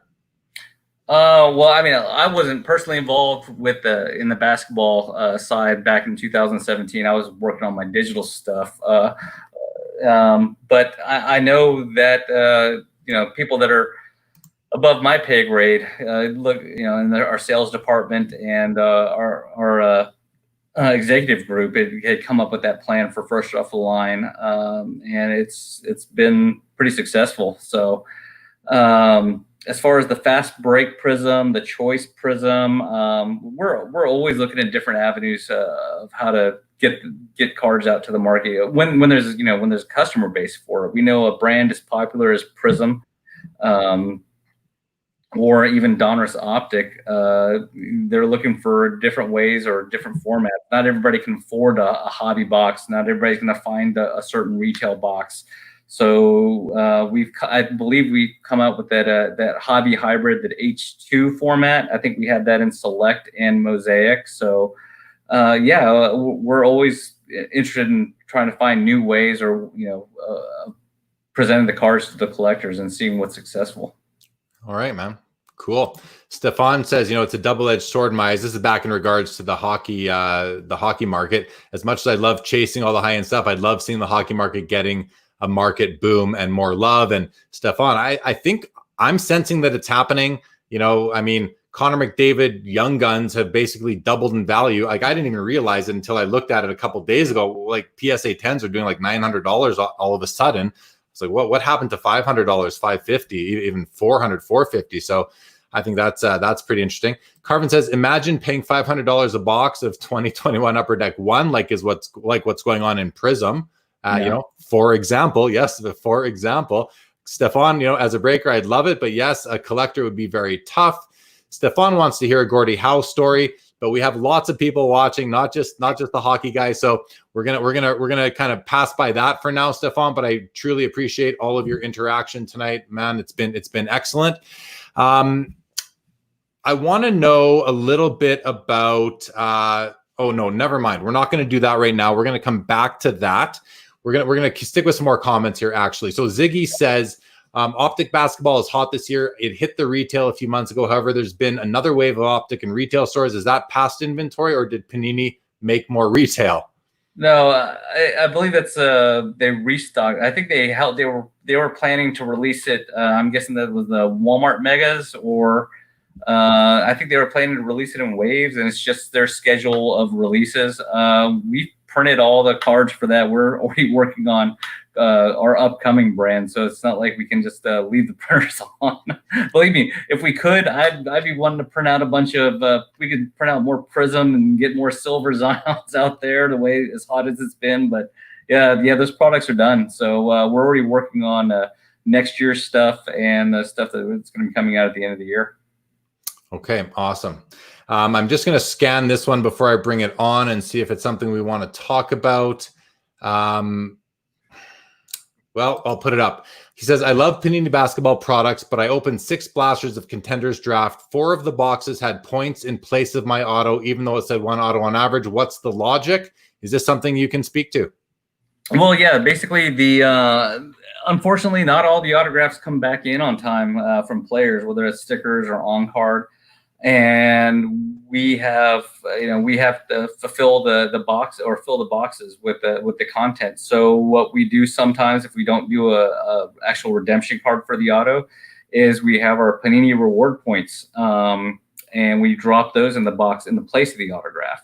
Now, when the autograph actually does come in at some point, they usually put those up on the reward site, and you can use those points. There's usually a 1-to-1 relationship. So if you got a point value card of, say, 500 points, well, there was an autograph card that we assigned to that 500 point value that will eventually go in the reward store whenever it comes in.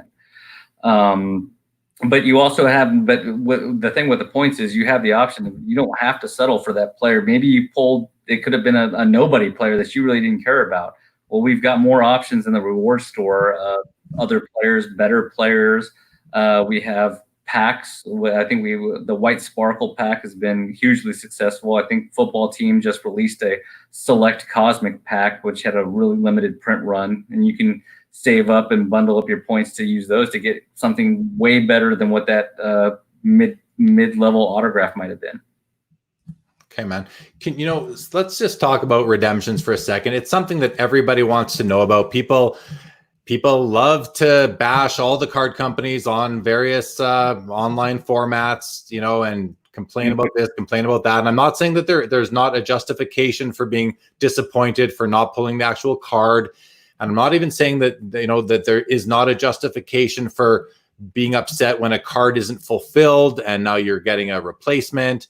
Can you just speak to what I believe to be the necessity, the necessary evil that redemptions are? Why do they happen? I think sophisticated collectors understand that, but I think a lot of maybe newer collectors don't understand it. And a lot of, for lack of a better term, the trolls who just like to bash also don't necessarily, they just use it as something to, they just have to keyboard warrior a little bit. So they like to talk about it. Can you speak, just kind of maybe set the record straight? Why do they happen? Why are they necessary? And, what do you guys, what's Panini's strategy to mitigate the frequency of them? Well, I mean, I was a collector before I started here, so I understand the frustration of redemptions. I mean, I actually still have redemptions outstanding from 8 years ago. So, yeah, I understand the frustration. I get it. But, if anything, we are way more upset about your redemptions than you are. We will always be more upset about redemptions. We don't like to pack out a product that's not 100% fulfilled. But, I mean, there's a lot of circumstances that lead up to why we have to do redemptions. Of course, when the autographs don't come in on time, that's going to be the main reason why. Of course, we don't put redemption cards in a product unless we already have an agreement in place with the athlete. So it's not like we're just hoping we get this autograph of a player. We have a written agreement with the athlete that he is going to be sending us autograph cards back to us. So every redemption card you get is originally is a planned autograph card. Sometimes there may be a situation where a card's maybe it's damaged, but it's such a nice card that we want to remake that card, and that's going to take time. So it's not there at the pack out. So we'll put a redemption card in its place. But like I said, we hate redemptions more than collectors. We do our best to fulfill them. Our acquisitions team does an amazing job. Probably they don't get enough credit for how many autographs they have to acquire in a year from all the players they have to get them from, but they do a great job trying to get that stuff back in as fast as possible. Okay, man. And Simon just makes the point that redemptions are mainly for on-card autos. I think that kind of is pretty obvious, right? I mean, but thank you for stating that, Simon, just to really make it clear. Chris, you want to jump in? Yeah, for the most part, yeah, they're going to be for on-card content. But for example, say it's a new rookie that we do a high quantity of sticker autographs for. Sometimes they don't return them on time, so we may have a situation where a rookie is a redemption because we don't want to necessarily pull him out of the product, so we may have to put a redemption of a sticker autograph in there. But and what a lot of collectors don't know is not all redemptions are actually put in. There's many times we will actually take cards out of a program before a pack out because they haven't come in on time, and maybe the value of that card may not push the price of a product one way or another. So we'll ultimately make the decision to cut cards out of a program to eliminate redemptions and reduce the number of redemptions that the customers get in their boxes. And what can you say to people that are holding, and if anything, because again, I recognize it's not your department, and if you just want to pass on this, I completely understand. But what can you say to people that are like yourself that are holding redemptions from say 8 years ago? Let's say there's someone out there that has redemptions from a a hockey product from 2013, 14 or earlier, are they still going to get anything, especially if it's considering it's a hockey redemption? Well, I believe if it's with us, if they haven't been contacted already, they can probably reach out to our customer service. And it's possible we may have some hockey cards still that hadn't been redeemed, so they can swap it out with a potential hockey product that we still have, or they can swap it for a different sport. Say hockey isn't their thing. I'm not saying they can call in and say, "Hey, I need a Zion for that." No, that's not going to happen. But they can at least get something in hand right away. Or if it's another sport, if it's football or basketball, I mean, if it's a player you really like, I mean, it may be worth the wait just to keep just to see if the autographs do come in, and then you get the card you actually wanted to begin with. All right. Thank you. Ziggy wants to say, hey, Chris, I want to applaud Panini for honoring expired redemption to the best of your ability. Panini is the only manufacturer to do this. And I mean, Ziggy says Panini is the only manufacturer to do this. I just hope that we're 100% correct when we say that sort of on a live show, because I definitely cannot verify that myself. Amit makes the comment, when are you releasing cricket cards? I'm sure there's money there as well. And hey, man, soccer is taking off. Soccer cards are really something that I think is due to explode. We talked about this at length over the last couple of days. Well, you want to speak to that? I would say if there's a license out there that's worth pursuing, I guarantee you we have people that are looking into them. Whether it's we have agreements to do cards that we have Fortnite now. We have our WNBA Prism is coming out. People that they're not traditional sports or traditional markets, but we're going to do trading cards if we feel there's an opportunity that we can turn it into something, and there's going to be an audience for it. We'll look at doing it. So I mean, I was never a big soccer fan, but look at the way the soccer market's gone now, and with the licenses we have with those. Yeah. Okay. And Amit wants to know, are you able to speak to where Prism cards are made? Not sure if it's proprietary info or I don't know what you mean by or tops, but I mean, and I'll just kind of add to that and ask, like, are all your cards, are all the different brands and programs, are they all manufactured in the same manufacturing facility?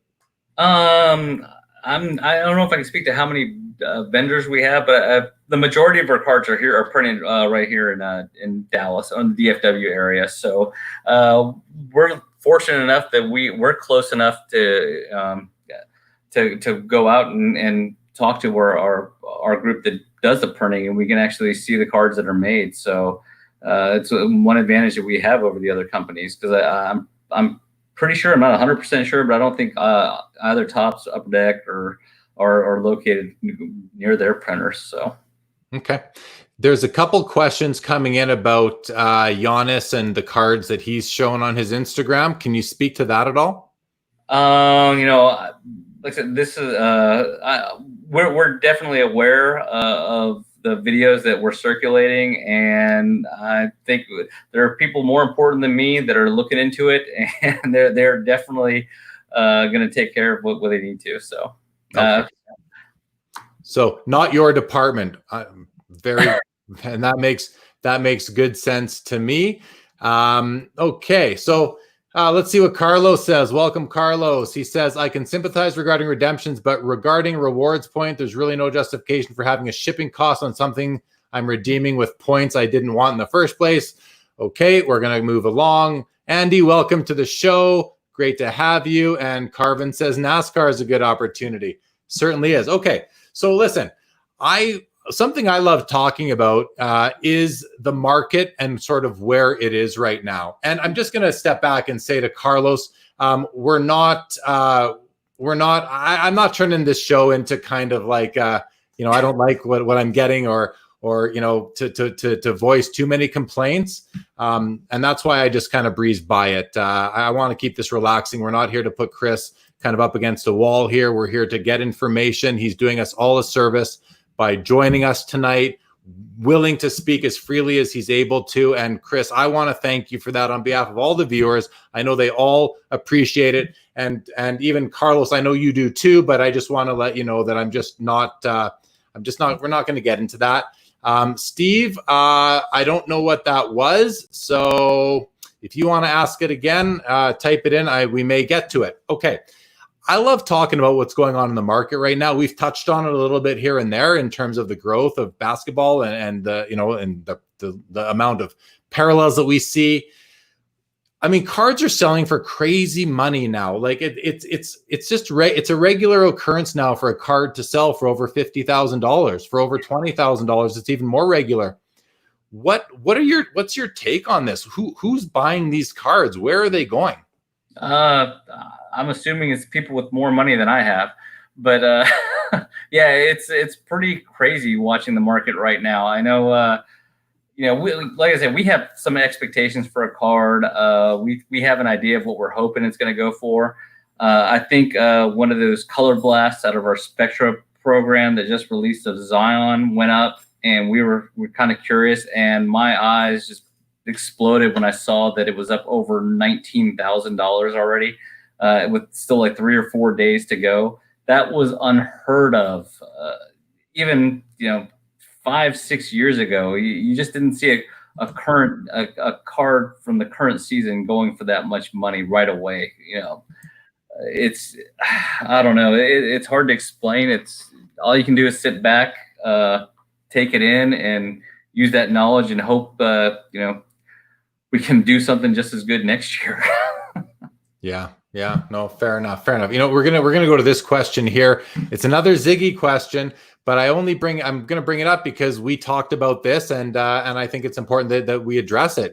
He says, are the Panini manufacturing facilities similar to Lotto manufacturing? Because I imagine it would be tempting for employees to take a few silver Zions home from the print shop. So I mean, let's hear what sort of security there is. And this was a specific bullet point I had on the agenda for tonight, was the security around these valuable cards, and even the ones that are a bit less valuable that are becoming quite valuable. So why don't you take it away, Chris, and kind of let us know what's in place for that. Yeah, if it was easy to take a few silver Zions, I sure wouldn't be in this small 1-bedroom apartment with my Mazda 3. I'd probably have something nicer.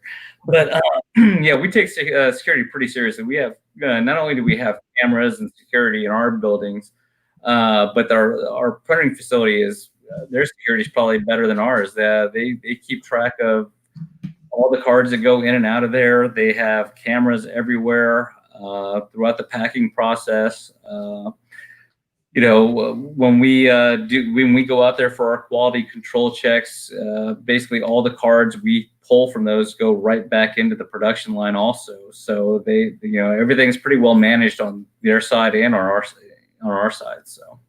So you're confident with the security in place. There aren't cards being taken out the back door or going home with them with printing company employees or Panini employees like you guys are.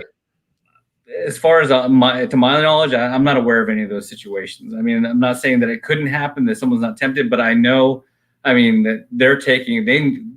I think people realize what kind of market we have right now for basketball. So I'm confident that they're doing their job over there, and I know we're doing our job over here to make sure that the stuff isn't just going out the back door. Okay, thank you.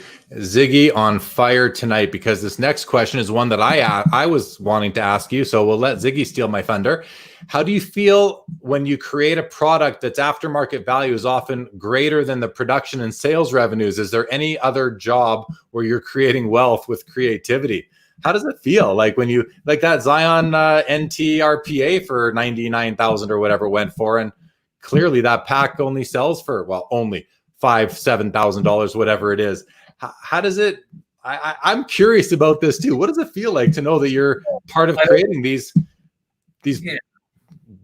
lottery wins? Really, I don't know. I think a lot of people are probably sitting there going, "Oh, we're probably patting ourselves on the back, going, oh, hey, we're so great, we did this." But to me, it's the exact opposite. I'm sitting here going, oh my gosh, what are we going to do to top this next year? Because we're constantly working on future products. I mean, what are we going to have to do to NT next year to top what the Zion and Jaw stuff is going for right now? So, I mean, we're hoping that, we get a big breakout rookie with Edwards or Ball or something, but, you can't always rely on how the players are performing. You have to make sure you're making compelling products. And, as much fun it is to watch and seeing the Zion craze and the Jaw stuff go through the roof. It's just as stressful trying to think about what we have to do to Prism or what we have to do to an NT next year to make sure it's going to be just as good. Okay, Karn is joined us. Karn, welcome to the show. He wants to talk about the Zion Prism Logo Man 1-of-1 blockchain that just sold for $50,000. What is the future of blockchain physical releases? Well, I know right now they're doing more. Like I said, there's the Prism brand. They're releasing new cards every week. I think they're going to be tying in some more unique blockchain cards. I think Thomas Barchi and Brett Whiteley are working on our blockchain content, and they've got some new programs unique that are just exclusive to the blockchain. So. I'm sure they're going to have all kinds of cool stuff coming out for that. And then, like I said, for our basketball product, we'll be doing, more redemptions like we had in NT. So we'll have that in Immaculate and Flawless, where you can get digital versions of those cards on and have them on the blockchain as well. Okay. Steve wants to know, any possibility that Zion would have an exclusive Panini set himself? I would love to do it because I mean, pretty much anything Zion is gold right now. But I don't know if we're going to have exclusive Zion sets, but I know we've got some interesting stuff coming out at the end of the year. It's going to have, of course, be Zion heavy, and I know the focus is on Zion, but you can't stress enough how great this overall rookie class is, because you don't want to sleep on the RJ Barretts or the Cam Reddishes or any of the others, or maybe even it's a Keldon Johnson. But I mean, if you look at what Giannis cards were doing when he came up, they were nothing. People were throwing away his silver prisms and his prisms, and the guy blew up. Zion is Zion. He's on another level, but you definitely don't want to sleep on some of the other rookies in this class. Fair stuff. Okay. Ziggy, we're going to rename this from Sports Cars Live to the Ziggy Show. Ziggy, another question that I think is important that you address. He says, since you hand pack National Treasures, does Panini know the location and or case number of the Zion Logo Man? Is that information only known at a high level? Is this something you, and I know, because I was at a pack out for the Cup, which is like a National Treasures in a way, and I saw all the case hits. They all came in front of me. I photographed all of them. And unfortunately, let me just finish, Chris. I know for certain, because I saw where they went, that there's no way in the world that anyone at Upper Deck knew where those Shield cards went, or the property ofs, or the real stuff. So can you just, I mean, that's me answering from my small experience 10 years ago with Upper Deck. Can you speak to your experience with Panini? Yeah, I wasn't working on the NT pack out, but I've worked on the Flawless pack outs, and I worked on NT hockey pack out. I think that was the last hand pack out for an NT I did.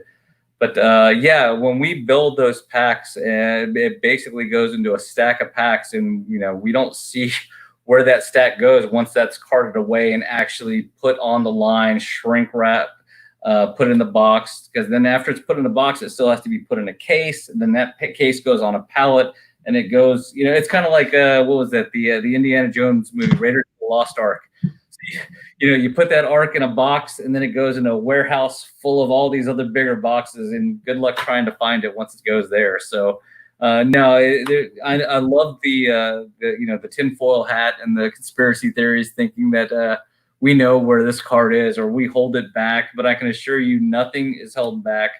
I mean, we've seen huge cards pulled on the first day of release, and if we were going to hold something back, you would want like the best card in the program being open on the first day. So I'm always entertained. I love reading the forums. I'll go on Blowout and spend a night reading some of the theories, and they're great reads. It's very entertaining. i.e. lots of inaccuracies, I think is what you're saying, but I'll say that you don't have to. And Carvin, he says, if we knew where these things were, he would have bought the box, LOL. I would own a bunch of exquisite Logo Mans and NHL Shields, and maybe a Ferrari and a Lamborghini as well. So definitely hear that. So I do want to let's bring Carlos back, because Carlos, I do appreciate you bringing this back in this form. So as a question, are rewards points in boxes considered to be something different than a redemption card when inserted instead of a specific redemption card? Do you understand? Well, it's either or. It counts. We count it as a hit. If we say you're going to get 2 autographs per box on average, the point or redemption is taking the place of a live autograph, because in all actuality, you can use those points to get an autograph off the direct site. So for the most part, we try to reduce the amount of points as much as possible. Of course, the redemptions we try to keep to the better players, because nobody wants to pull a redemption card of a 4th line player whom may not ever make it into the league. So there may be an opportunity where we use points instead, and a collector can get a better player in return. Okay, man. Thank you for that, Carlos. I hope that satisfies your question. Ziggy, man, you got to stop stealing all my questions. So this next, so I'm going to put it up because, Chris, this is something we talked about. I was going to ask you tonight. Basically has to do with Kobe Bryant and any Kobe Bryant sticker autographs that you guys still have. Let's read out Ziggy's question. With complete respect to Kobe, does Panini have plans for more Kobe sets in the future? I know his autos are limited. Will we see more autos in the future? Thank you very much for your time. I don't know if I can touch. I mean, it's still pretty impactful to all of us, because how close Panini was with Kobe. So in fact, our acquisitions direct VP was with him the day before. He was actually getting autographs from Kobe the day before the crash. So it's you want to be respectful to the family. The last thing we want to do is put Kobe stuff out there and have people think we're trying to profit off of his death. So it's not something we want to do. It's a very sensitive subject. When the time is right, we'd love to have Kobe back into our rotation of products. So it's, for a lot of us, it's still too soon to start putting Kobe stuff out there, but I'd imagine at some point we're going to have Kobe in products again. In terms of autographs or just regular cards? Well, the autographs are kind of a different issue. So I know we had autograph content. Like I said, we were acquiring autographs the day before his death.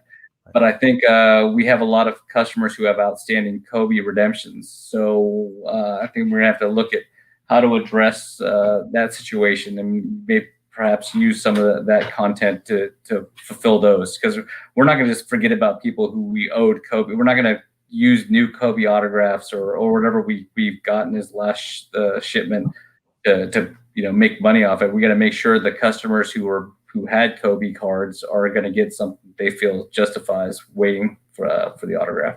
Okay, man. Thank you for addressing that. Amit, if you're still there, thank you for joining this evening, and good night to you as well. And Carlos wants to say thank you for the response on his question. So thank you for that, Chris and Carlos and Amit and everybody else for tuning in tonight so far. Again, hey, if you're new to the show, thank you for joining. Do please subscribe to the channel. We got 26 episodes already in the library, many more coming. You've seen we've got Grant Sandground from Upper Deck, who is the Director of Product Development, joining me here on Wednesday. And then on July 22nd for episode number 30, we managed to get Dr. James Beckett, who in my opinion is the most iconic name, the most well-known name this hobby has ever seen. Michael Jordan and Wayne Gretzky and all the Mike Trout, all the athletes aside, he is certainly the biggest name in the hobby. So lots of great shows still coming up on Sports Cards Live. Okay, man. Well, listen, we've covered off quite a lot of content here already. I do want to ask you though, how important to Panini and really the hobby in general are these international markets like Asia, Australia, Europe? How much strategy comes into play for you guys when it comes to the basketball products? Never mind soccer. We know soccer is global, but as far as basketball and really just thinking of it as a collector, how important are these markets to us moving forward? or is the growth of the market internationally, and I mean the whole market, is it going to price out a lot of the collectors? As far as I think we're concerned, we're always going to try to expand our reach. In as much as the game has gone global, so is collecting. So, and we want to reach out to as many collectors as possible. And in the end, I think that helps all collectors. If you have, it only makes your collections more valuable. If you're sitting on your Zion Prism card, now you've got somebody who in Australia who's just dying to have one, or somebody in Japan or somebody in Germany who wants that Zion card. That's more customers than you would have had if you just had collectors in the U.S. So I don't think it hurts having the global reach. I'm welcome to do it. I would do all kinds of exclusives for as many countries as we possibly could. So, but I think it's great for the hobby. I think, of course, it works for soccer. It may not necessarily be trading cards, but the sticker collection that we put out every World Cup, it has a huge, huge, huge following. So I think it does nothing but help the hobby.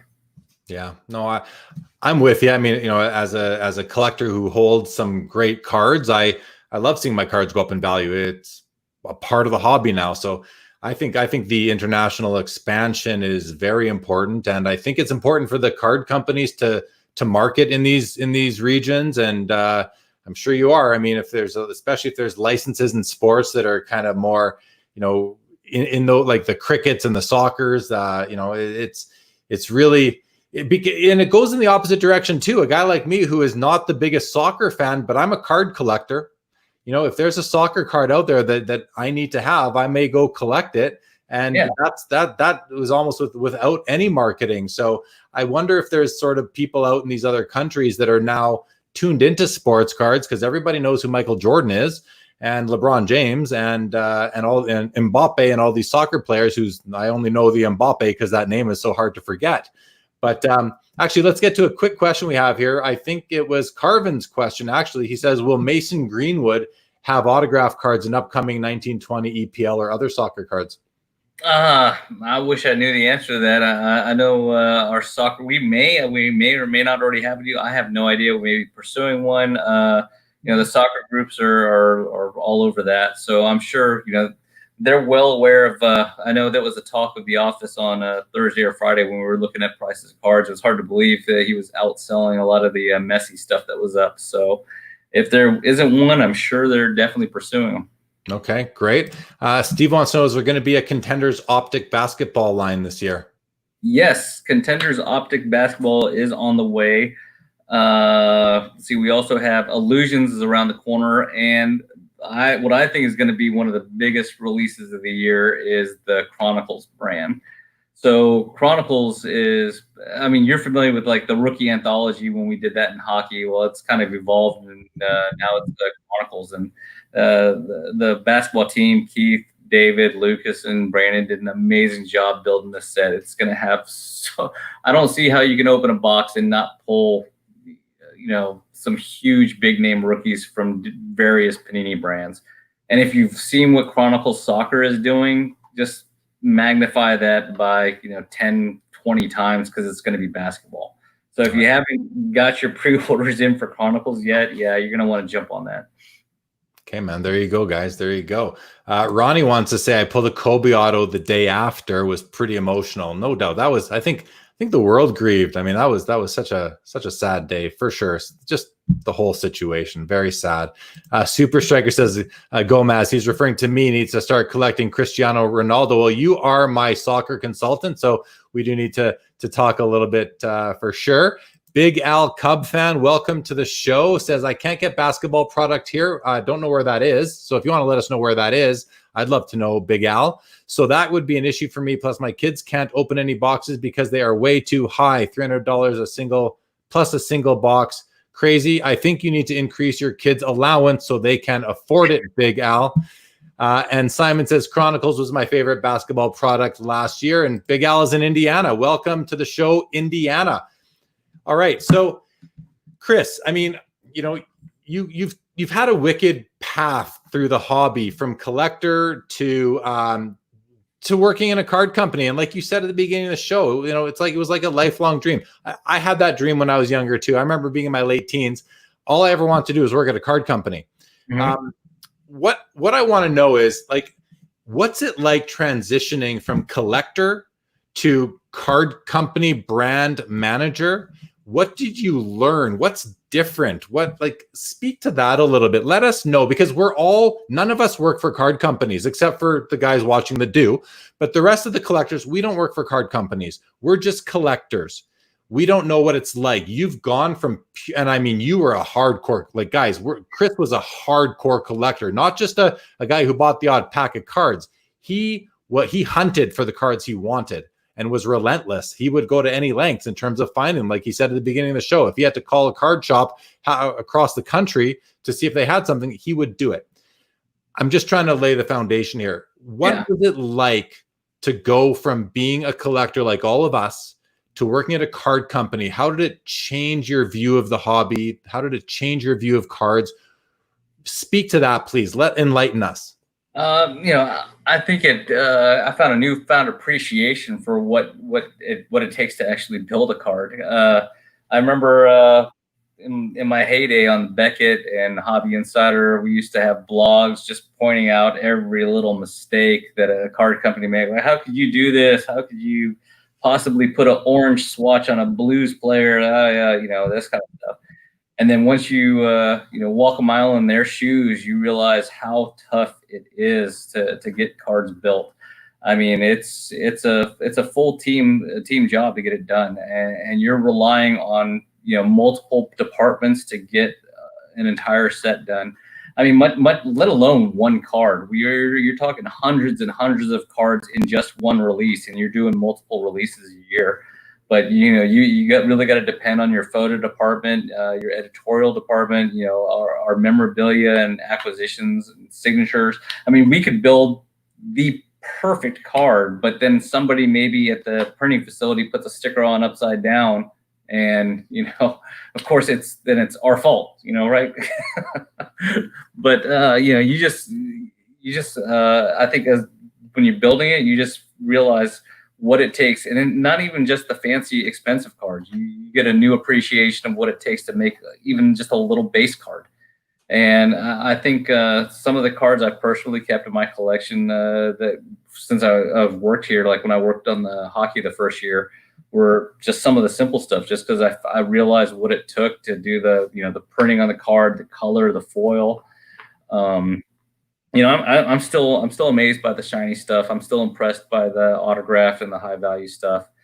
I guess if there was one negative impact working on this side, it's you kind of become maybe a little numb to the autograph stuff after you've gone to a bunch of photo shoots, you've sat down with the athletes, you've talked to them, and it's gone from the appreciation of, oh man, you're such a great player, to, are you going to return your autographs or not? Because I need that stuff in my product because it's got to ship tomorrow. So I think you start to look at things quite a few different ways. But I mean, I still love the hobby. I still love I still look at what we do, what our football team does, what our baseball team does, what Tops will do, what Upper Deck does, what Leaf does, or Rittenhouse, even the non-sport stuff. Because I mean, it's always been fascinating to me. Okay, man. Well, thank you for that. I find that super interesting. I always kind of wondered what it would be like to work for a card company, and I think I'm on too many years now to sort of change my career and move my family. So it's not going to happen for me, but it's great to get the insights from someone that it did happen to. So thank you for that. Jay wants to know, could Panini put more on-card autos on soccer cards? And yeah, Super Striker wants to say, yeah, I'd like to know that too. So now I know this might not necessarily be your department, but can you speak to it at all? Oh, I'm sure. I think we'd all love to have more on-card. I mean, ideally, we'd like to have all on-card, but unfortunately, to be realistic, to hit some deadlines, we use the sticker format to get product out, and it's even more difficult with soccer. If you see the struggles we may have with, say, NFL or NBA or baseball, those players are all in the U.S. So when we have redemptions and points, and it's hard enough for us to get a card back from, say, Nebraska or California, and we're only in Texas, how hard is it for us to get that stuff coming from Europe? So, it's not like we can fly out right away and chase down a guy and try to get him to sign autographs. So, I understand the demand for the on-card autograph, but I also understand the necessity of a sticker autograph. But to me, at the same time, it also enhances the value of an on-card autograph because it was that much tougher to get.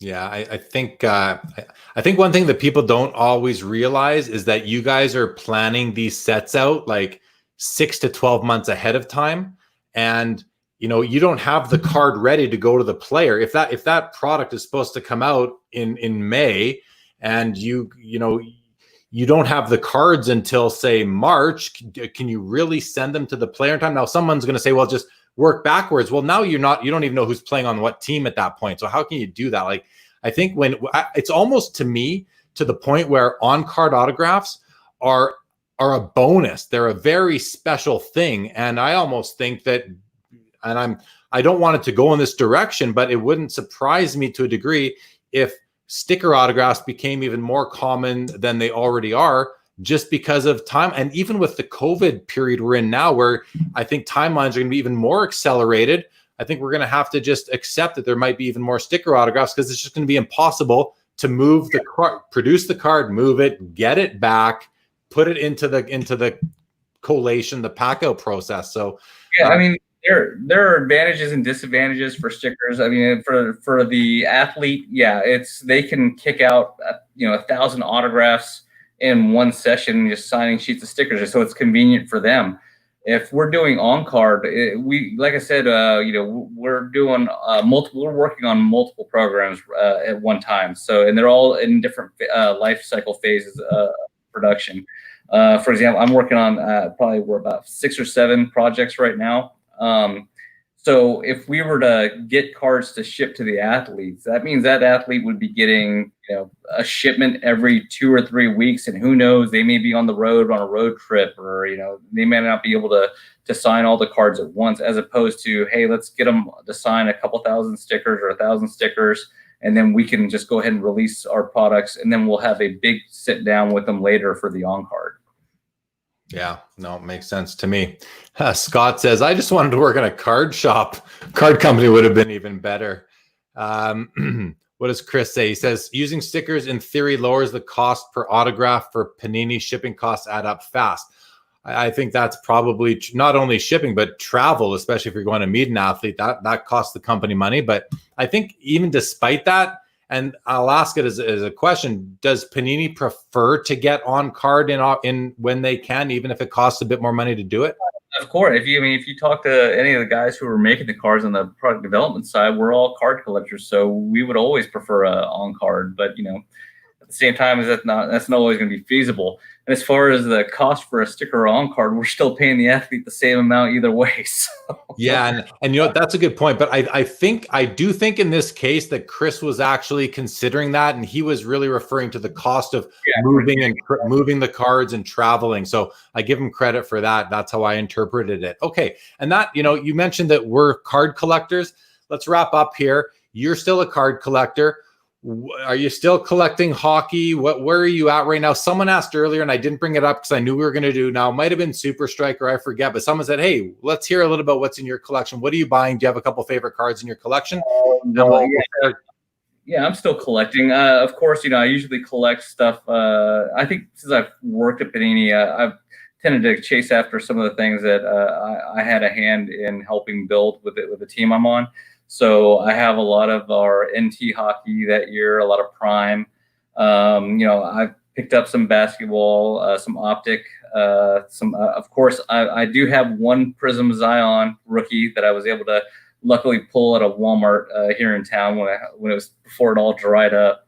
So I do collect some of the other sports for football. I've always been a Buccaneers guy. So I'm looking forward to us doing Tom Brady cards this year. We're going to have I'm looking forward to our first Tom Brady autograph, although I know the Pats fans aren't looking forward to Brady Buccaneer autographs. So yeah, I've collected a lot of the Bucks over the years. I still chase the main Flyers and Knights rookies from the bigger brands, or I mean the mainstay brands, I should say. I mean, I don't collect as much hockey as I used to, but pretty much every year I'm going after a young gun or a future watch or something. In baseball, I'll pick up things here and there. It's interesting. The stuff I've been picking up a lot lately is the stuff I couldn't afford in the 90s or I couldn't find. So I still chase after some of those old whales, like a StarQuest Gold, Eric Lindros or something like that. That was just impossible to find back in the day. So if those pop up, I usually chase after that stuff. All right, man. Thanks for that. Hey, if Ziggy is still watching, he has another question that I think you should answer here, Chris. He says, is Chronicles the last retail product for 1920? Is the final list for basketball products set and available for 2019, or will there be any more elite-like online-only products? All right, this is something I have some knowledge on. So we have Chronicles coming out to retail. If you're looking for more retail, we also have Illusions. Illusions will be coming out. And if you're unfamiliar with it, I think it's a new brand for basketball this year. If you're a football collector, you're familiar with the name. It's been extremely popular with football. But we have some cool inserts in there. Like I said, Chronicles will be coming out. Then we have a couple of year-end surprises coming your way. One I'm extremely looking forward to is it's going to be a hoops update type set. I won't get into the details of what it's going to involve, but it's going to be hoops on a different level. And then we're also going to have a different take on Donruss this year. So Donruss will be done in a way that's never been done before. You'll have a fresh look at some rated rookies of Zion and Ja and stuff. So the retail isn't done. There's more retail coming. Don't worry. I know I hear the frustration every day, either through Twitter or a DM. Like, I can't find Mosaic at my Walmart. My Target doesn't have Optic. We understand the struggle, and we do have some product coming out your way. Awesome. There are a few other things here I do want to, we'll just, Ziggy, I think this is your last comment. So, and Ziggy's asked a ton of great questions tonight. So we want to thank you, Chris, for the time, answering the questions live. Standing applause, Jeremy, another amazing episode. Thank you, Ziggy. Clearly I'm biased. This is my favorite interview ever. Learned so much. So, Chris, that's a testament to you. Thank you for all of your awesome, just for making yourself available to the hobby tonight through Sports Cards Live. I appreciate it. I know the viewers do. And I know sometimes you kind of don't know what you're getting here with some of the questions and comments. So I tried to keep it as sort of, comfortable as we could have it. That's my goal with the guests, is always to have my guests be comfortable. I don't like to, just pepper them with questions that they're not able to answer, especially when they work for card companies. I think we got to really be thankful that they're giving us their time, coming on the show and talking with us in the first place. But we're not done yet, Chris. We're going to go for a couple more minutes and we're going to end this thing. Okay. Sure. Irving says, with no RPS, what will happen going forward with products like Contenders Football? Well, I think the football team has a strategy and a plan in place. I don't know if I'm at liberty to discuss what that is, but basketball is also has a contingency plan if there's no rookie photo shoot. But rest assured, there will be we will have memorabilia stuff. We will have autographs. Just because a photo shoot doesn't happen doesn't mean we're going to stop working. So we're going to do what we can to make sure we have all the products going forward for next year's stuff, especially with the football class the way it is this year with Burrows and company. We'll make sure that the collectors are getting stuff that they're wanting. That's awesome. I'm sure collectors will appreciate that. Chris West says, Chris isn't alone going back buying things that were seemingly unobtainable in the 90s. No, Chris West. It seems like we're all doing that a little bit nowadays. Steven says, Kevin Porter Jr. is the man. No Darius Garland autographs? No, I think Darius Garland decided to go with a different company, I believe. Kind of like Ben Simmons and Miles Bridges, which is why we didn't have Miles Bridges last year. So unfortunately, we'd love to have him, but sometimes it doesn't work out that way. Okay, and Irving wants to know any chance of Elite Black Box coming back. Guess you'll have to wait for Chronicles. Okay, there you go. I love it. And Stefan says, I know you guys are creating hockey products for Kako. Is there any consideration for creating a full non-licensed product for hockey? We're definitely exploring any of our options, for whatever licenses or whatever deals we can get. I personally have enjoyed reliving some of the hockey stuff we did with our deal with Capo Caco and Vitaly Kravtsov. So, I mean, we've already released Prism, which was fun. Select, we released online. We had Contenders up, and the Contenders actually came out really nice on card autos. Prime's up now. I believe next week we are releasing Immaculate Hockey. So Immaculate has never been done in hockey before. We have Capo Caco autos and patches, memorabilia. For him and Kravtsov, we're going to have Immaculate packs on the Panini website next week. And then after that, we have, I think, Crown Royal Hockey's coming. So we're going to bring you back some silhouettes of Caco. NT, maybe down the line. There's a couple other surprises coming. So, yeah, I mean, for me, it's kind of it's sad that we couldn't do these products, when we lost license, but it's really fun getting to create these brands in hockey that we were never able to do before, like Immaculate. So yeah, okay, man. The personal finance dad, by the way, he has I want to just do a couple shout outs quick, Chris. We're going to take a few more comments because they're still rolling in. As long as you're good for time, are you good for a few more minutes? Yeah. Okay, thank you. So I want to let you guys know the personal finance dad, whose question is up here right now. He has a really awesome channel. Go check it out. He nice short videos, easy to consume. He says, is there a plan to increase print runs moving forward, given the demand, or is Panini happy with current print run levels? Is this something you're able to speak to? Well, I think our sales team does an excellent job determining how much product we need to make, or what we needed to get out on the market as far as retail and hobby. It's not like we just like, oh, hey, Zion's super hot, so let's just keep printing as much Prism as you want. We have to have means, a way of moving it, and you don't want to just leave the printers on to make stuff worthless down the road. So if we do increase the run, it might be we might have to, because there's more of a market. But I mean, basically it boils down to our sales department and the direction we get from them of how much product they need to fulfill what they think they can sell. Right, because they're out there talking to the customers who are really the wholesalers for the most part. And those are the guys that are driving the volumes. They're the ones telling you how many cases they need or how many pallets they need to serve their customers, right? I believe I've learned this in the past, and I think that it's pretty interesting that we have to remember as a hobby that the guys making these cards are in business. They are not for profit companies. They are for profit businesses that need to pay their employees and pay their overhead. So we always have to keep that in mind.